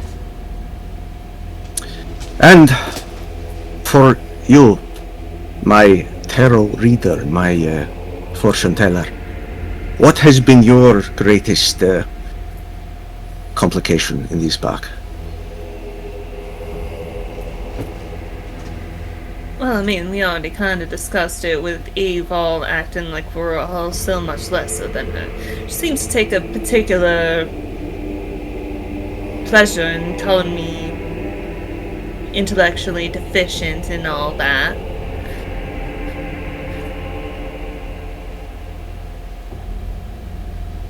Which you're not. Thank you, Valantin. That's the first kind thing you said to me since we got here today. And that's my other problem, actually, is that you have decided that you are just gonna ignore me? That. Sorry, I'm not used to having my personal dealings be so public. Call it a side effect from my work. That would be my mistake, Vox. And I would like to apologise. I can see that I have wronged you, and that I have allowed my own issues to bleed into our relationship. And if you would so let me, I would love a chance to discuss that with you privately. As much as I agree that communication in this pact should be more open. As Theta put it earlier,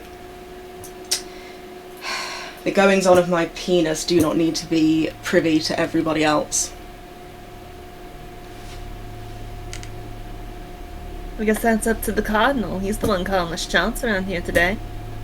Oh, but you get that wrong. I'm not calling the shots. I am guiding you to a greater purpose. We are finding weakness. We are removing it as a group, as a team, as a sect. The Sabbat is actually the worst of the sects, except for all the others. So, the only way we improve is through our pacts.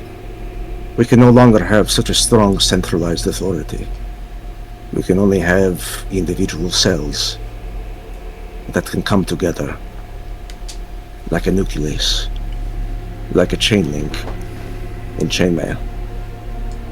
Now, other than what you perceive with your pack mates, what are your greatest problems that we can help with, that we can guide you through?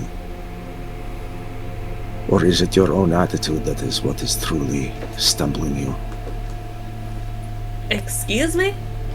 I am very much comfortable with who I am and how I am. Good. Your Eminence? I am not. No one asked you. Wow.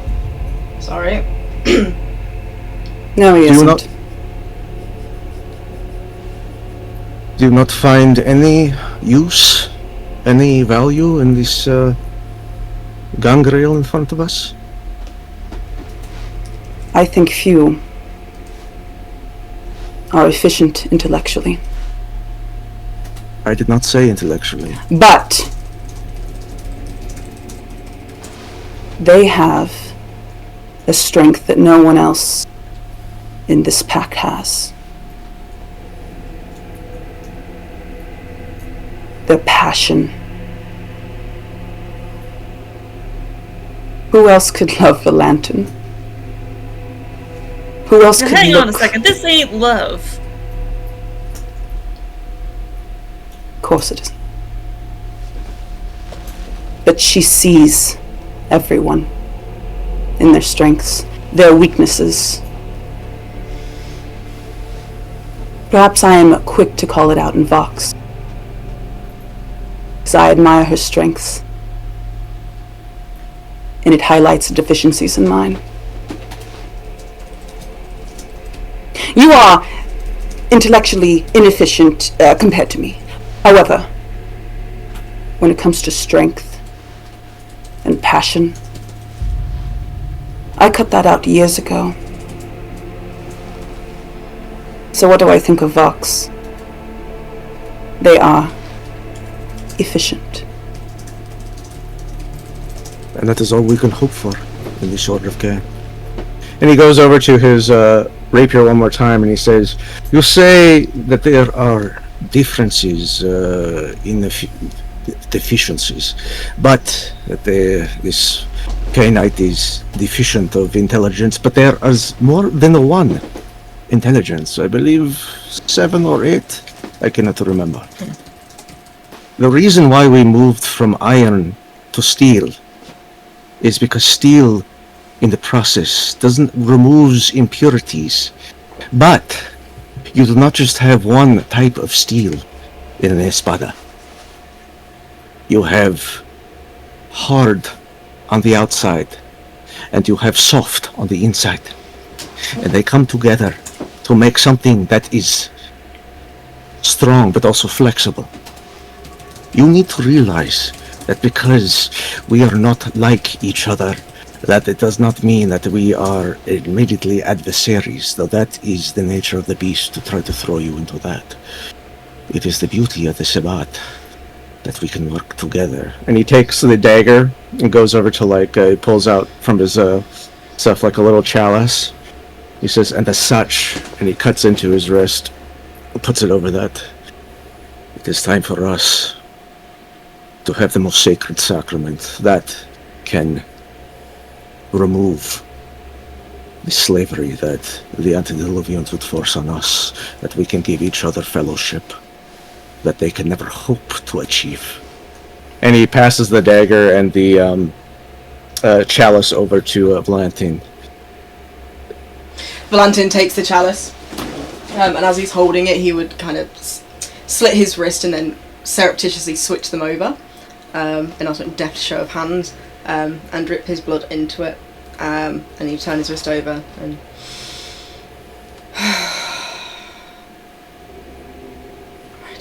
and then he would pass it on to the person next to him, conscious of the fact they still haven't told him all about the bishop thing, but now he doesn't want to, so he's just not going to say anything. He's being quiet about it. Need to know right now. That's fine. Another time. Yeah, we'll pass it into Thea, presumably he's next to him, and pass it over to Thea.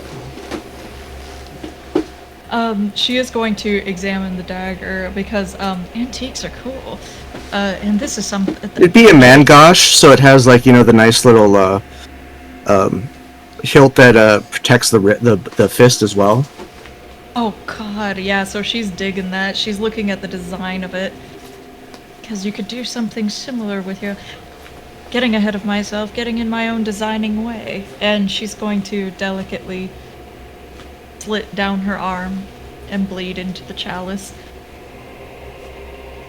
And as she takes it, she's going to hand it to Eval and just look at her, just...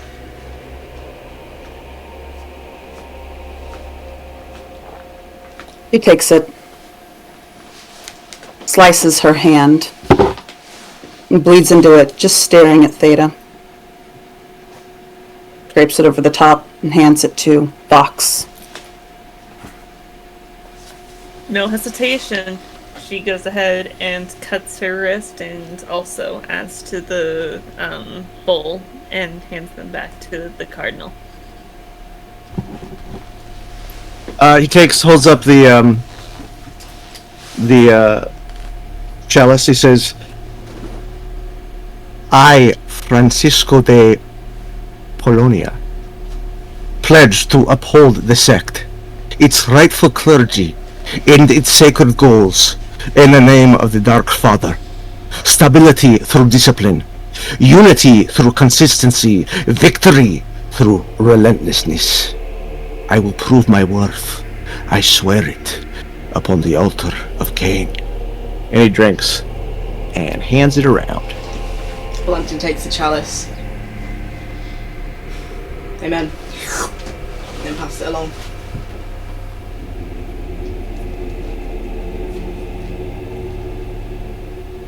Theta's going to drink it while still keeping an eyeball on Ebal, because this was something she talked about early in the night.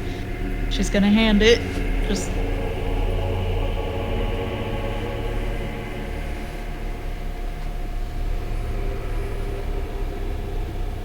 And she whispers into the cup, I will bow. Only as far as Cain has bowed to God. Hands it to Vox. She takes it, and she doesn't have, anything fancy she says. She just closes her eyes and...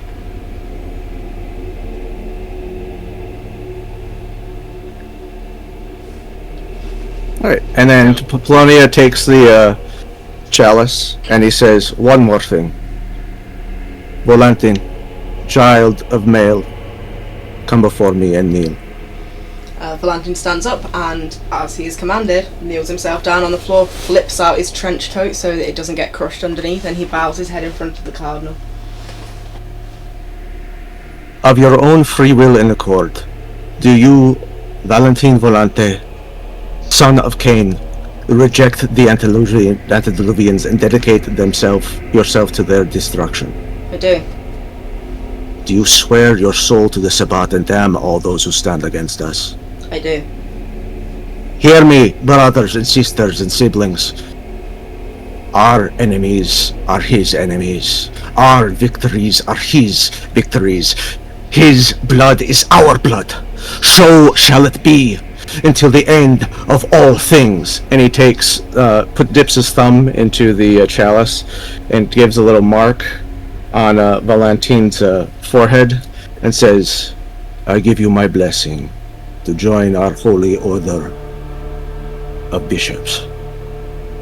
Thank you. In the name of the Dark Father. Amen. Te absolvo. This is not the official ceremony, so to speak, or the bloodbath, but this is the beginning of the steps, my friend. And for the rest of you, the last thing I will say is that who you are as a pack will be changing. Your responsibilities and your rewards will be greater. I have explained as such to your Ductus and to your priest, but your priest will need, your bishop, will need Templars, will need agents. They need not just be from this pack, they need to be from all over, so that favoritism is not seen. But know that your purpose in the Sabbat is growing. Now, I believe I shall leave you while you show this tapestry to the Seraphim. Unless they want me to stay. As you say that, the door opens. Well, I see it is done. Ginevra looks at Valantin. Valantin stands back up, so he's no longer kneeling. It suits you. Thank you, Seraphim. Theta, Yvonne, Francesco, I think we should head to the tapestry. The herald is looking at the bodies rather ravenously. Yval stands. I will get them. Gosh, Francesco, you should come with us. This should show us of the Methuselah within the city, and I'm pretty sure you would want to be there for that, no? Absolutely. Fox and I will be along in a moment, Seraphim. Oh, okay. And before Theta leaves the room, she is gonna hug Valantin and actually give him a big squeeze and just be like, praise Cain. Oh, Valantin hugs her back and he almost he just kind of buries his face in her shoulder for a second and just gives her a little side of the face kiss and a little right, cheers sis, one of those vibes. Oh yeah.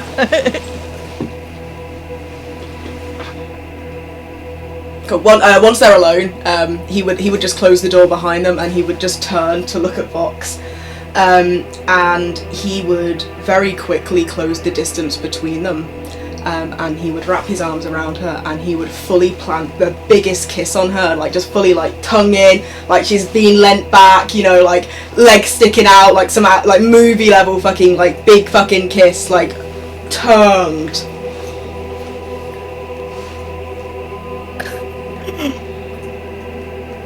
God damn. What changed? He pulls away for a second. Vox. It is love for me. I do love you, and I am so sorry that I have hurt you, and that I have spent the last 10 years being a fool and pushing you away, when really you were the only person I wanted by my side, and you were the only person I wanted to speak to and tell you about everything that was happening, and I will not make that mistake again, and I am never going to let you out of my sight again. And then he would go straight back into kissing her, very possessive, very all in. She lets it happen for a moment, and then she puts her hand on his chest and pushes him back just a little bit. Well, we might have a little bit of a problem with that. You're not the only one in the city who's been looked at for the position of bishop. The priest from the other pack with the stupid name. He hasn't let go of her waist, by the way, like he's still fully... Yeah, she still has her hand on him. Kavana, yes. You'll protect me, won't you? Of course I will. Well, then there won't be She any has problem. us for anonymity to decide this, though. Well, there you go. There's nothing to worry about. I put my life in your hands, Fox, and I would do it 1,000-fold over. For it's yours. And then he's gonna start kissing her again. Straight back in. Alright, then she just kind of, lets herself get swept away in the moment she, As if he's not concerned about it, she's not gonna be concerned about it. He doesn't want to think about it. He's trying to, he's preoccupied. As Val and Vox get carried away in their carnal desire. They're not fucking in the middle of the fucking laboratory, by the way. Just be very clear, audience. Valantin is still kind of like a fucking cringe fail virgin, so he is not going to be fucking in the laboratory, okay? Like, not around his co-workers. Cringe fail virgin.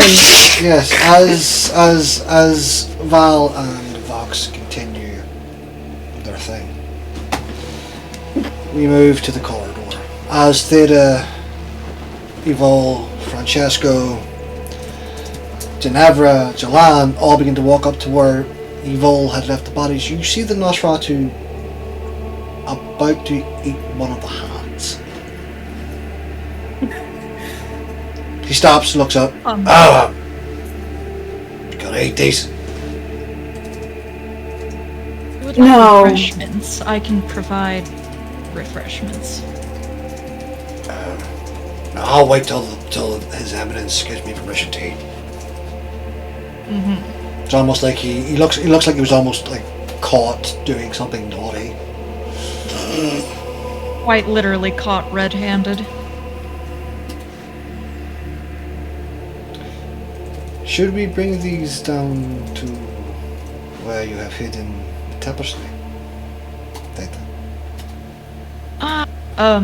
Why do we need the bodies? Francesco. His Eminence the Polonia has requested 5 bodies, and we are not going to question why he needs 5 bodies.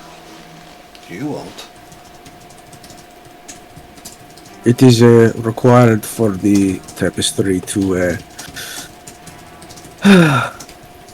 discover its secrets. Of course. 5 vessels should be enough. It is literally in the name. I don't know why I didn't think of this. Well, well, never mind. After you, Dr. Theta, I will help bring the bodies. I can be useful. Jalan, carry 2 of them. So, Theta will lead them to the ritual space that is set up for the pack, which is where the tapestry is now. And as you walk down the stairs, this is the first time that Jalan, Ginevra, and Francisco have seen this pack's ritual room. It is circular and made of stone. It is down below, under the ground, and it's very well made. You can tell that whoever built this in the pack took really good care to make sure that it was done immaculately. In the middle you can see the pack's own chalice, beside it with a small silver lined knife that they use for their own vaulderies. In each corner of the room, in north, east, south, west, the pack have their own spaces that have their own ornaments, their own murals, their own collection of victories and some defeats. Upon the floor and hanging downward is the tapestry. It is browned with time, and below it is the wooden box that it came in. The pack know that Val was down here just during the last 2 weeks, and he was inspecting it, so he probably put it up, and it's just hanging there like dead flesh. It is about 8 foot by 9 foot in height and length. Francesco, as you look upon this, you know from the stories that you've been told, from the mysteries of time, that this doesn't look right. The tapestry is meant to be much bigger. It's meant to be colorful. Is there a piece of it missing? This is the condition we received it in. Mayhap when you add the blood to it, it will start to grow. Like a sponge that is dried up. That is not what I was thinking, but yes, a sponge. Box and Valantin kind of shuffle in the door behind them. And How much lipstick does Val have on his? Oh, he's like fully his own lipstick smeared. Box's lipstick also smeared, and he has a hand around her waist as they shuffle in behind them, just quietly, trying not to disturb the seraphim and from their conversation. Roll for enigmatic communion again. Yes, you can do. Alright, I want to seek out Julian Voss, his thoughts, or something, because obviously something's not right, so... Oh, critical! Okay. Bitch, look. Into my That. Oh, yeah. Love to see it. Okay, alright. So, as Vox and Valantin walk down the stairs, and Diplonia, Ginevra, and Jalan talk about the tapestry of the blood. You're reaching out. You're reaching out into the web, and you're seeing multitudes of faces that are blurred, voices that are both deafening and quiet at the same time. And ever so slightly, it's almost as if the distance is so far. You can tell by this that Julius is not in the city, but you see his eyes looking at you as if he's looking at you through his own mind's eye. What? What's wrong with the tapestry?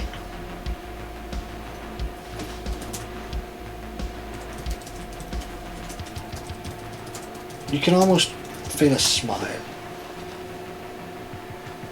And then you're pushed out of his mind. Julius? Julian! She says that out loud. No. Not in here. Something's not right. I would probably suggest that Diplonia is right. Perhaps we just spray some blood, and without ceremony, without another word, Jalan just grabs one of the bodies, lifts it up by the neck. His claws come out and he gores it. His blood sprays outward as a fountain onto the tapestry, and you can see it the moment the blood hits the browned vellum, it begins to sink in. It begins to sink in and morph. Looks like he was right. Anyone else want to go? Or am I just going to have all the fun? And he walks over and grabs a second one and lifts it by the hair. The man begins to scream. He's an Asian looking man. Theda, you recognise this guy.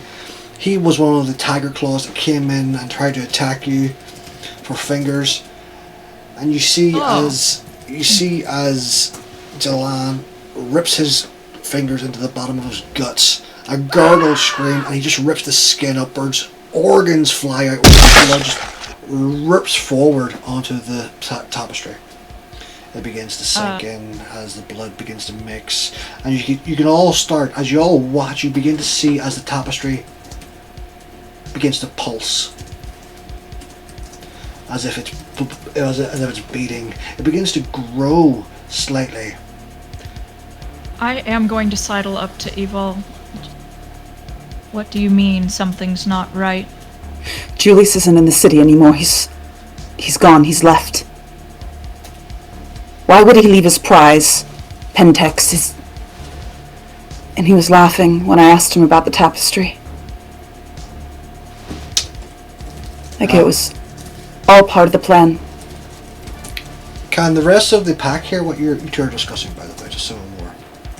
I mean, I'm not trying to keep it quiet. I'm asking Neither am I. because Okay. no, the Malkavian has said something, and like you don't ignore the Malkavians. Yeah. Val, you would know immediately that the Pentex Tower in Night City is just one of its buildings. It's not even its main headquarters. Would he have any idea, presumably because obviously he's spoken to Julian in these last 2 weeks, well, did Julian say to him that he'd made plans to go elsewhere or do anything, or that he was having to go to a different Pentex HQ or anything like that? No, he wouldn't give you any deep dive stuff, but probably would mention he had a board meeting. Valantin would kind of lean in slightly in that case. He's potentially at a board meeting. I don't think they hold them here. He was laughing. I'd be laughing at a board meeting too. And as you talk about that, you hear another rupture of laughter as Jalan takes up another corpse, another body, and just rips it limb from limb. The blood sprays. Seriously, no one else want to join in on this? Oh, sorry. And he would extricate himself from Vox and walk over and start assisting. Your Eminence de Polonia, does this look as if the ritual is going right? Does it? To you it does, because the tapestry of the blood is getting longer and thicker. Like a phallus when it gets blood. And The dick tapestry. Oh, give me the tapestry, baby! it was forged in the many foreskins of monks. Jesus Christ. That's the story we're going with. But the more blood that's added to it, you all begin to see as it begins to expand until it is roughly several meters across and upwards. It is 4 times the size of Valantin as it begins to go up to the ceiling of the roof. And there are shapes beginning to form on it, almost asymmetrical, moving like dancing on it. But they're just not quite clear yet. The browning of the Velium is beginning to lift. Who's next? Hey, is that a... Yo, Vox! What? I want to kill all these motherfuckers? I'm sorry, I was just letting you have your fun first. You got one you want me to take? He just points at the two bodies, and he steps back, hands covered from nails to elbow in gore. Sorry, I got a little carried away speaking of lust. I got my hands dirty. Exactly why I was letting you have your fun. Her nails begin to elongate into her fair weapons, which I passed my rouse check for. And she is going to take one of the bodies. I'm assuming that there is like a hook that we have hung bodies on before down here, right? Thera? Yeah, there is. Yeah. It's kind of above the little Demios butthole, or well, it's not even a butthole. It's just kind of a floor drain that goes to a Demios butthole.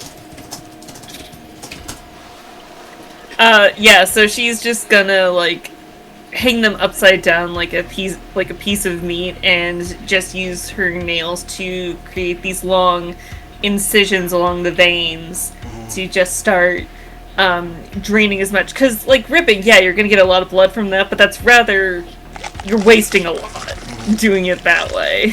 So she's almost like doing it when you put holes in a paint can and hang it up and just throw it towards the thing. Yeah. Okay. I think Evol, having consumed the Valdery, is now feeling slightly more connected to her pack. Team building exercises are a little fun. Valantin, and she grabs the torso, Could you pop his head off? Oh, and like when you skin a pigeon, he literally just grabs the head, twists it, and pops it through, and and the spine just comes straight out with it. And there's a gush of blood like between them as like this little team building exercise happens, and she starts to paint the wall with this fucking torso. And as you're painting it, the blood is seeping into it, and the colours begin to become brighter, and shapes begin to occur. You see temples built thousands of years ago. You see a man standing above a temple, people bowing down. It's like the painting itself is moving. And as you hear that, Theta, your agent goes off. Denios. There's an intruder in the lab. Intruder? Show me. You feed into the cameras of the lab, and you see this man standing over the gore that you left behind. His arms are behind his back. He's wearing a suit. And he's looking at it like he's examining it. You see a flail of white hair. You recognise the suit. You thought you killed this man 2 weeks ago. Man in here that's supposed to be dead. Yes, the two ghosts, remember? No. Peter Culliford, CEO of Pentex, is What? in my lab. That's fucking impossible. Valantin killed him. No. He is in my lab right as we speak. Valantin, coat swishing, he's reaching inside his jacket, he's pulling out his revolver, and he is heading up towards the lab. Val! She's gonna run after him. Yeah, Eval's coming too. Later. Pulling out her scalpels.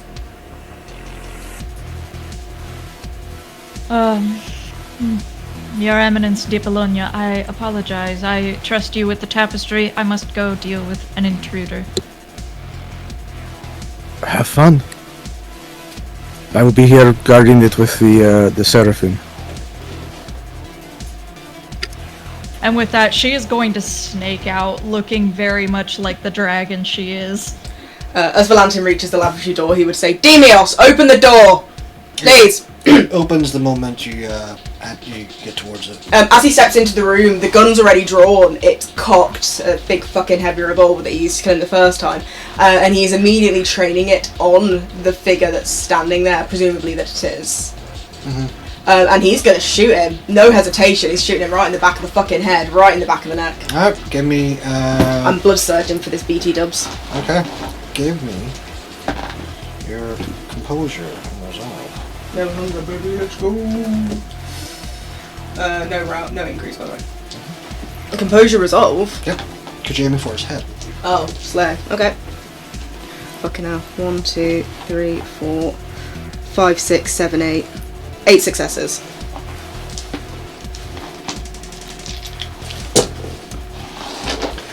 You all run up the stairs, and you can see Val standing in the doorway, arm outward, and a shot goes off. Val, as the shot goes off, you see this, and the man just turns and looks at you. Valantin. I would appreciate not getting shot by you or your pack. He turns and you see an elderly man in his 60s, scarred down his face. His hands are still behind his back. He doesn't look like he's going to threaten or cause violence. He just looks like a businessman. Can I do an insight check?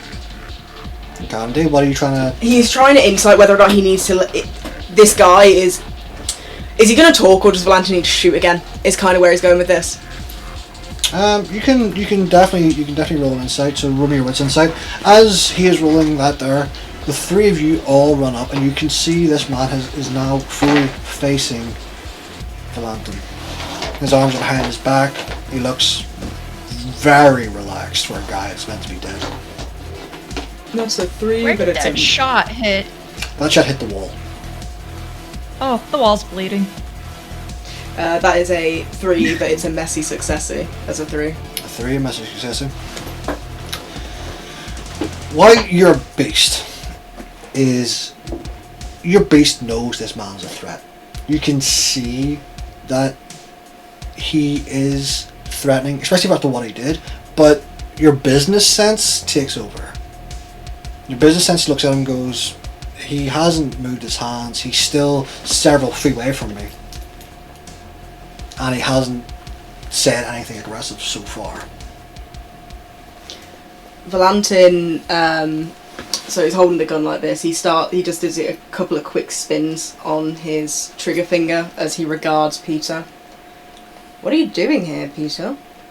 Oh, where is here? It is somebody else's That home. ain't any of your concern. So, let me try to remember. It has been a while since I last saw you. Valantin, Dr. Julius's wife. They're divorced. And Vox We are not. from System Failure. Am I correct?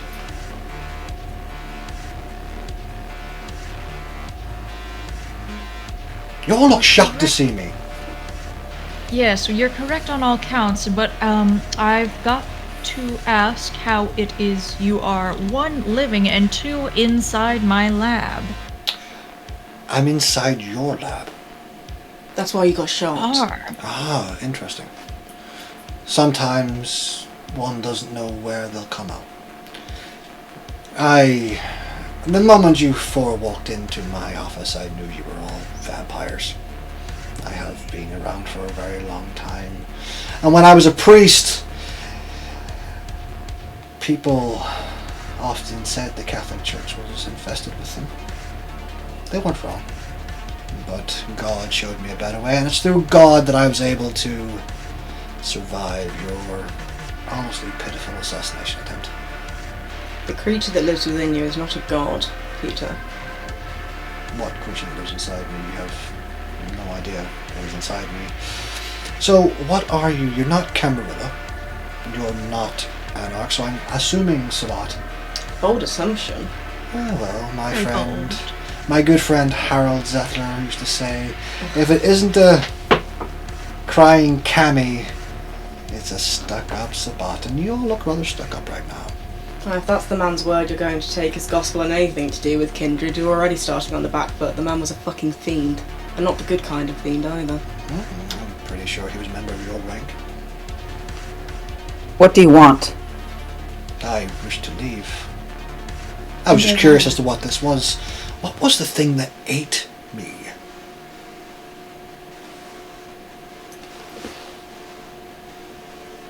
I'm sorry. And I'm going to ask Demios to feed into my Aegis. Please rewind the tape just before the intruder entered. As you begin to watch the camera feed, you see that the lights in the room flicker ever so slightly, and where the corpse of the brain was, it's almost like a shimmer happens, like glass breaking or shattered glass, and then Peter's standing there. It's almost like he walks out.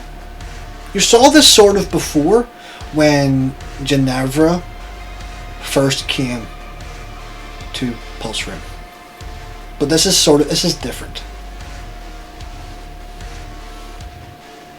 So you did not intrude of your own volition, you simply stepped out of a pile of brain mush. Do you really want me to go into the specifics of how I turned up here, or could I simply just leave and take care of a problem? I have no doubt that your good husband has taken my seat upon the board, but God would not let me go that way. If that was the case, I'd already be dead. So I will take it back from him in all due time. What? Ambitious? Not really. Yes, you may leave freely. I don't wish to trifle with whatever it is the fuck that you are doing. Excellent. And if you so wish to go spank a boss, It will take some time and I mean- my resources. By all means, go kill Julian Voss. Oh. And his abomination son. I quite like the young Vale. He is very useful. You could hear the gears clicking in Valantin's head. As he steps aside to allow Peter to pass now that Theta has said so, and he spins the gun and whink, back inside the jacket. Before I do go, I do need to pay you back for the attempted assassination. But what I do now is strictly for your health. He looks at both Vox and Theta and reaches his hand out and crushes it like that. And both of you, please roll me a composure resolve.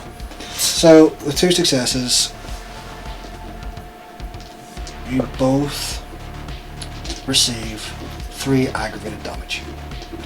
And you both reel over and begin to retch and vomit as blood begins to pour from your mouth, but it's not the red viscous blood that you're used to. It is black bile, and you can both feel like this thing reaching up your throat and moving out of your mouth as this large larva forces its way out of you and onto the ground. You hear the squealing of it. Valantin stands Both on of them, it. as you stand on it, it squashes and black bile piles out. Nice leather shoes. And there's a second one just lying by Theda's feet. He would do the same. He's gonna big step and stand on the other one as well, right beneath his Cuban. As the black bile pops out from the ground. 3 ag. 3 ag. Oh, Theta's almost dead. You see, when you drank my blood, you became infected with a parasite, and now it is out of you. That is me doing you a favor and paying you something back. Oh, the fucking snake.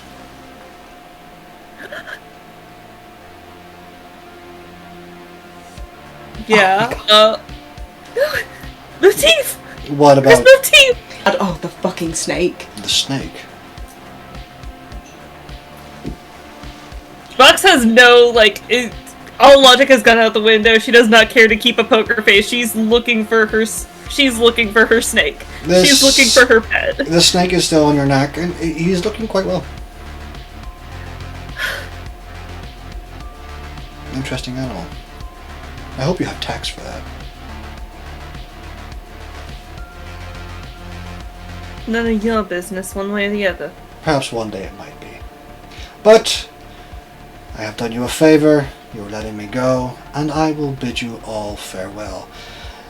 But make no mistake, I will be coming to visit you all again soon.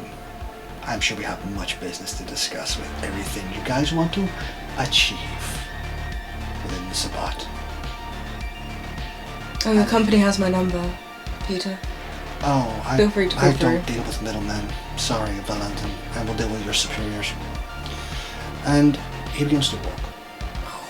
Valantin makes a face, and you can see that it's taking every inch of self. Actually, can I roll? Can I roll for this? Because Yes, roll me a composure resolve. honestly, Evol's gonna run to Theta, and she's going to lift Theta into her arms protectively. Bitch princess style. Yeah, she's just gonna be pointing at one of the gurney tables. Just pointing. 4 successes. Yep, we're going over there. You do remain your facade of calm. Yes, he feels Perhaps a his little teeth bit of there. a... But you are slightly calmer. And he brushes past him and walks directly over to Vox and kind of kneels down slightly. You alright? That fucking hurt. Oh, better out than in. Evol's gonna press her wrist to Theta's mouth. Drink.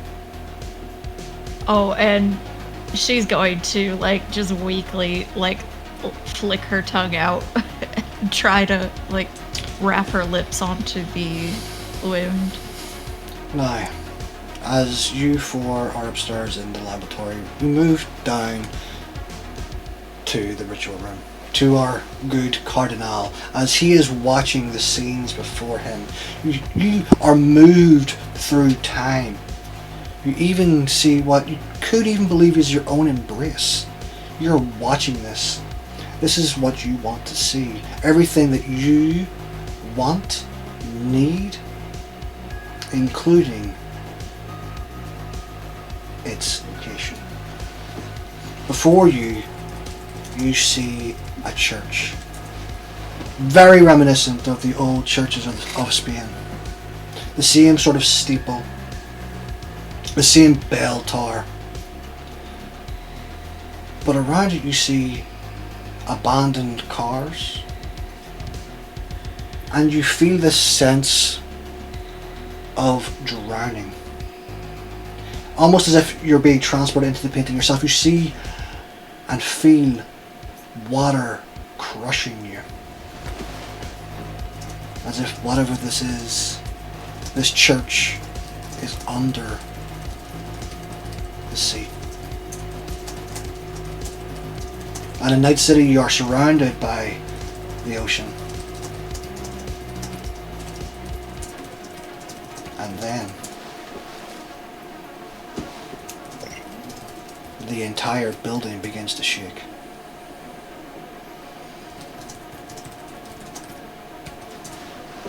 And the windows outside shatter as an explosion is heard across the city.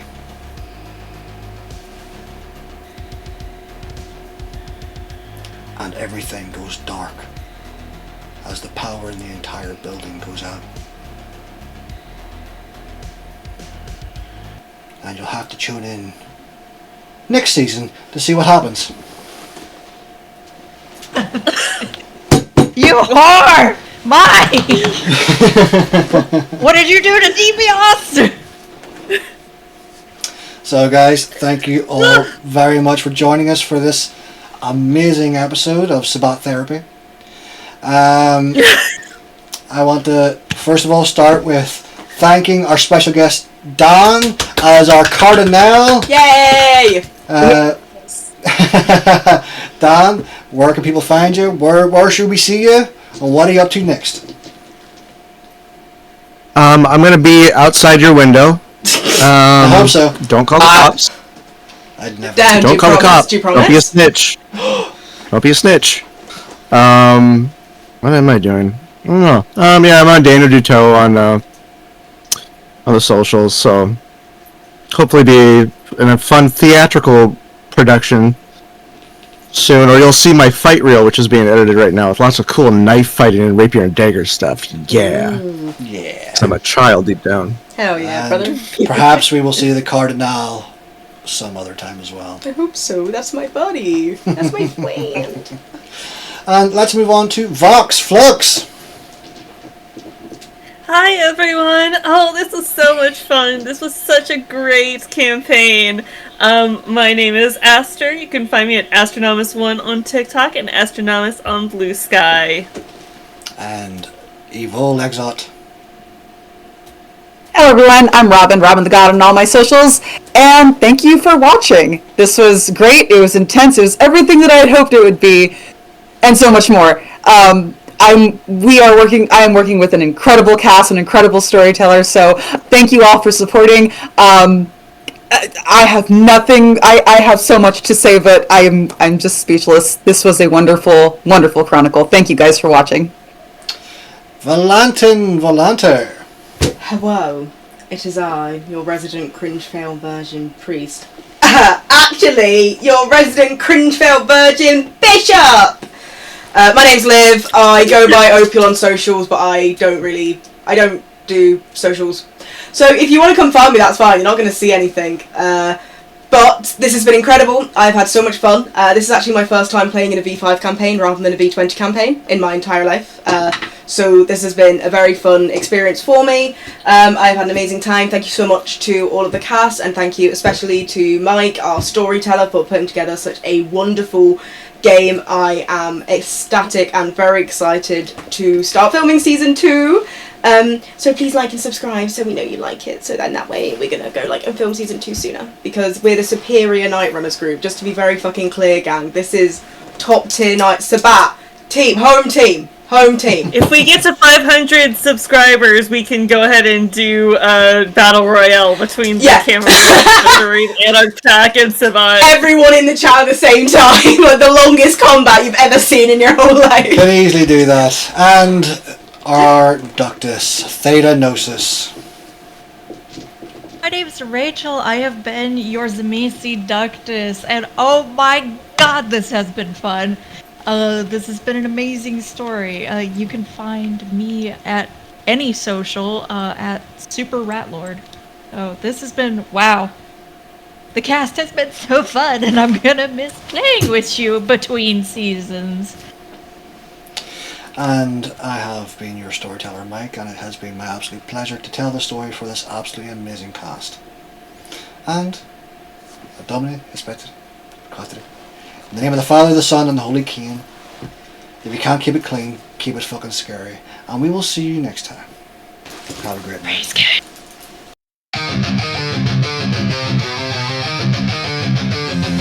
He strips me down under the moon. I trace his scent like a sweet perfume. Every whispered secret, every silent plea has carved your name deep inside of me.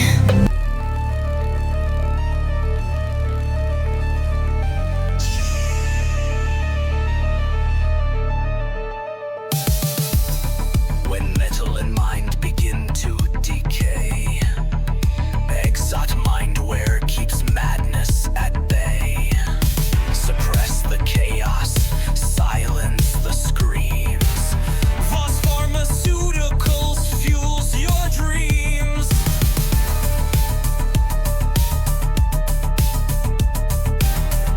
Exot mindware, 99% peace. Power, precision, release.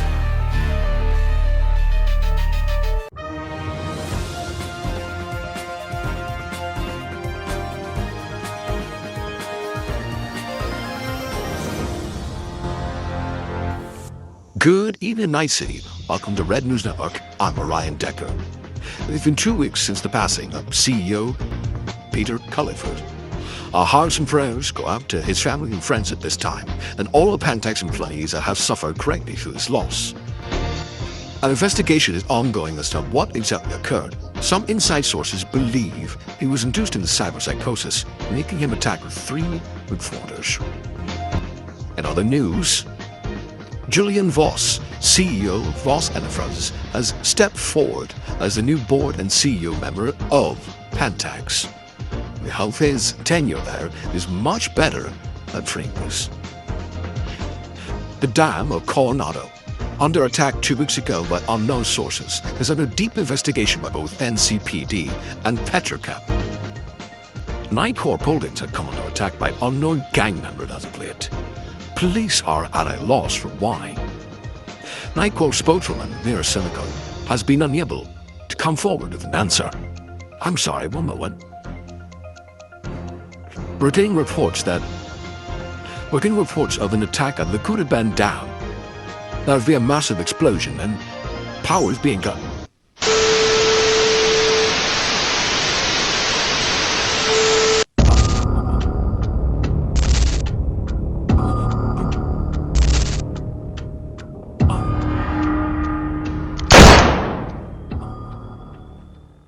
Are you